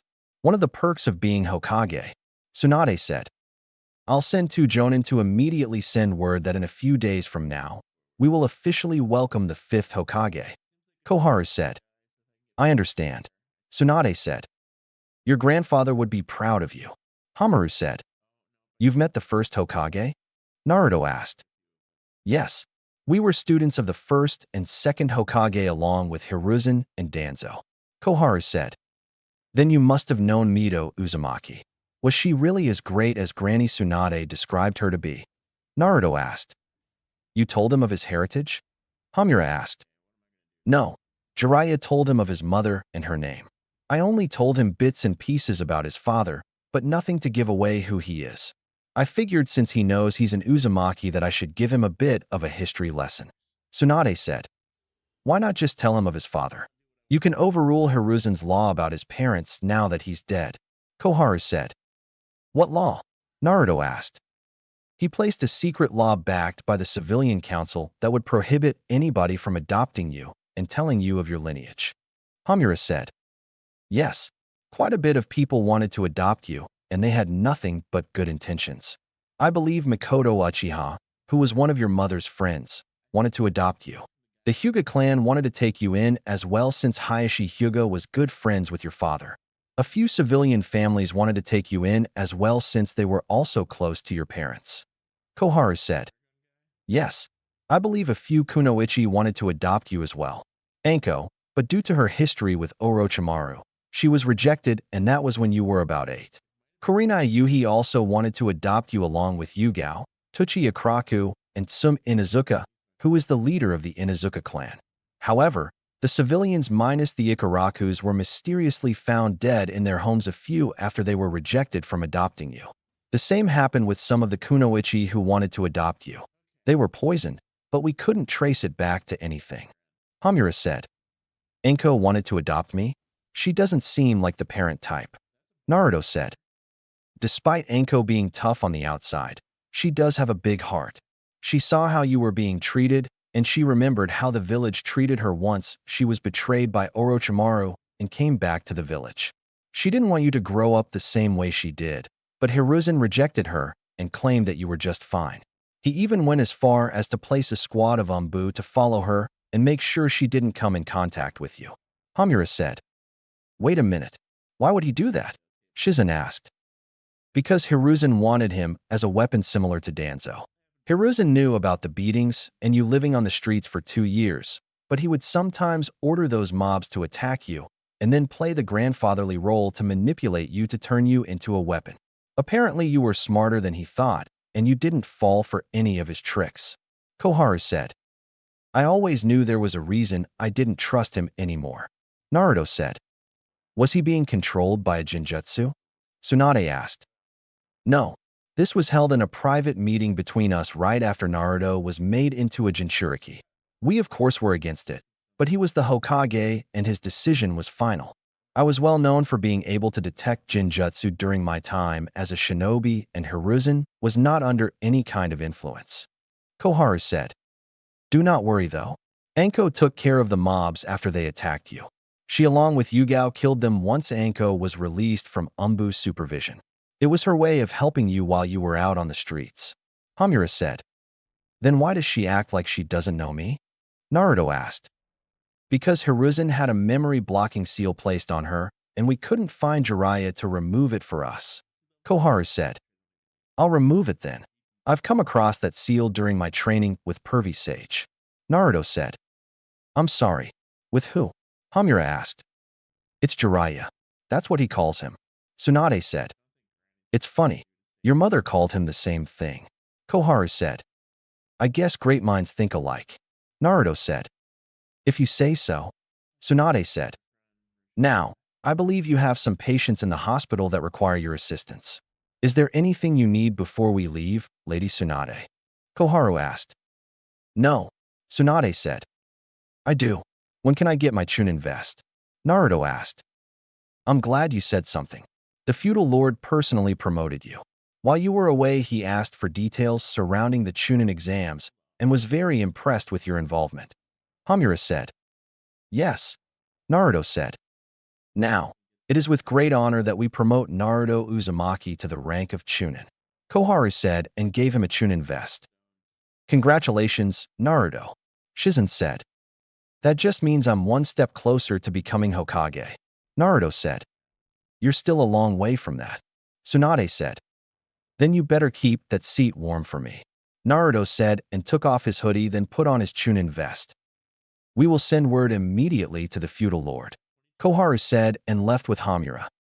Well, looks like we're heading to the hospital. Naruto, you don't have to escort us. Tsunade said. All right, Naruto, and vanished. Dango shop. Anko, seriously, will you stop? Your date with Irika will be just fine. Kurenai said. Yeah, that's easy for you to say. You've been with Asuma for over a year now. Anko said. She's right. You'll be fine. Yugao said. Hello, ladies. Naruto said as he appeared. Hi, Naruto. Yugao said. Naruto, I see you're a Chunin now. Kurenai said. Yup, feudal lord promoted me himself. I just got back from finding the 5th Hokage with Pervy Sage. Naruto said. Who's this 5th Hokage? Kurenai asked. My godmother. Naruto said. Hey, Irika wouldn't have told you anything that he likes or dislikes, has he? Anko asked. No, that's not why I'm here. Naruto said. Then why are you here? Yugao asked. I wanted to thank the 3 of you for trying to adopt me when I was younger. Naruto said. You're welcome. How'd you find out? Kurenai asked. Hamaru and Koharu told me. Naruto said. Weren't they the ones who prohibited us from adopting you? Yugao asked. No, it was the 3rd Hokage. He wanted me as a weapon and prevented you and a few clans from adopting me. He even put a seal on Anko to make her forget about her trying to adopt me. Naruto said. Sorry, but I only met you during the Chunin exams, kid. Anko said. Because you have a seal on you. If I'm right, it should be a small seal behind one of your ears. Naruto said. Check behind my ear. If he's lying, then I'll castrate him with a rusty kunai. Anko said, glaring at Naruto, and Yuga checked behind her ears. Yeah, you do have a seal. It's behind your left ear. Yuga said. Then get rid of it. Anko said. I'm not good with seals. Yuga said. Me either. Kurenai said. Great. Only seal master we have is that pervert. Anko said. I can get rid of it. I know Fuinjutsu. Naruto said. Yeah, right. Anko said. I'm a level 7 sealing expert. I was already a level 5 sealing expert before Pervy Sage trained me, and now I'm at level 7. Naruto said. Why should I believe you? Anko asked. It's either I get rid of it or Pervy Sage does it, and he'll most likely have you get naked for it. It's your choice. Naruto said. I'd do it if I were you, Anko. I've known Naruto since he was a kid, and I can tell when he's lying. Yuga said. What? I do not lie. Naruto said and looked away. Then why aren't you looking at me? Yuga asked. Because I don't want to. Naruto said. How long will it take you to remove this seal? Anko asked. Not even 5 seconds. Naruto said and went through 3 hand signs before tapping her behind the ear on the seal. It stings a bit. Anko said. It's because I had to override it with my chakra. It's gone now. Naruto said. Yeah, I remember now. I saw you one day get cornered by a mob, and they were about to start beating you until I showed up and took you away before they even got their weapons out. I argued with the 3rd Hokage for hours on multiple occasions about adopting you, and he came up with some bullshit excuse that it would make the family too powerful since you're a Jinchuriki. That, and he thought my seal would activate if I was in constant communication with you. After that, I don't have any memory of you until the Chunin exams. Anko said. I was told it was because I was too high up in the rankings to adopt you, but when I asked for another child, he magically had the paperwork ready. Mind you, I was a Chunin until I was recently promoted a few months before I took a Genin team. Kurenai said. He forced me to stay in Umbu, so I wouldn't be able to adopt you. Yuga said. You 3 aren't the only people who tried to adopt me. Naruto said. Who else tried to adopt you? Kurenai asked. Tochi Ichiraku, Hayashi Hyuga, some Inuzuka, Mikoto Uchiha, some Kunoichi, and a few civilian families that my parents were friends with and knew about me. He had the civilians and other Kunoichi killed a few weeks after they were all rejected from adopting me. They were poisoned. Naruto said. Then why not poison the rest of us? Kurenai asked. You're the Jinjutsu mistress, so you probably have good sensor ability and would have trapped whoever was sent to poison you in a Jinjutsu. Anko is basically immune to poisons because her past with Orochimaru and Yuga was in the Umbu. Some Inuzuka would have smelled the poison. Hayashi Hyuga, from what I know, doesn't take any food or drink that wasn't prepared by the Hyuga servants, and Mikoto Uchiha must have been high in the Uchiha clan in order for him to not get rid of her. Naruto said. Mikoto was the clan head's wife and she's Sasuke's mother. Yuga said. Then it's a good thing I wasn't adopted by her. Naruto said, and they laughed. So, what are you going to do now? Kurenai asked. Take a few days off. After that, I'll start to train and take some missions. Naruto said. Speaking of training, I want to test my Jinjutsu on you. Master Jiraiya said you can't be placed under a Jinjutsu while your dojutsu is active, and I want to try it out. Kurenai said. It's true. While my dojutsu is active, I can't be placed under a Jinjutsu. You can help me though. I'm only able to break out of Jinjutsu up to C rank. Anything higher and I can't do it. Naruto said. Sure. Just find me when I'm not with my team. Kurenai said. Ever thought about learning Kenjutsu? Yuga asked. Yeah, but every time I go look for a sword, none of them seem right for me. Even the custom-made swords don't feel right in my hands. I just decided to stick with kunai. Naruto said. Do you know who your mom is? Yuga asked. Yeah, Kushina Uzumaki. Why? Naruto asked. Because after the Nine Tails attack, I found her sword and kept it so I could give it to you one day. Maybe I can teach you some kenjutsu moves. Yugao said. I'm more of a torturing type of person, so if you need any tips, just stop by the TNI building or find me in the Forest of Death. Anko said. Okay, I'll see you all later. Naruto said and walked away. It's honestly surprising how much he looks like Lord Fourth, and he hasn't figured it out yet. Anko said. Give him some time. He'll figure it out. Kurenai said. Do you think he'd want us to adopt him now? Yugao asked. I doubt it. He said his godmother was the Hokage, so more than likely she's the one taking care of him now. Anko said. That's just the thing. Who is his godmother? Kurenai asked. I guess we'll find out in a few days. Yugao said, and the Anko saw a piece of paper on the table. What the hell? That sneaky little shit. Anko said as she read the paper. What? Kurenai asked. Read this. Anko said and gave her the paper. Anko, as I removed the seal behind your ear, I looked at the other one on your neck. Give me a few months and I should be able to remove it. Naruto. When did he even look at the curse mark? Kurenai asked. I have no idea. I'll see him in a few months, so if he's lying, I'll just castrate him. Anko said. Naruto. Naruto was walking through the village towards the Hokage monument to look at the village like he normally does. It's been a hectic 2 months for him, and he needed time to process everything. He found a sensei that will actually teach him something, and he just happened to be his godfather. He discovered he had a rare dojutsu. He won the Chunin exams, stopped a tailed beast, made a new friend in Tamari, found out the Akatsuki were after him, found his godmother, and most importantly, he found out who his mother was. Finding out about his clan was also something he'd be grateful for. If it wasn't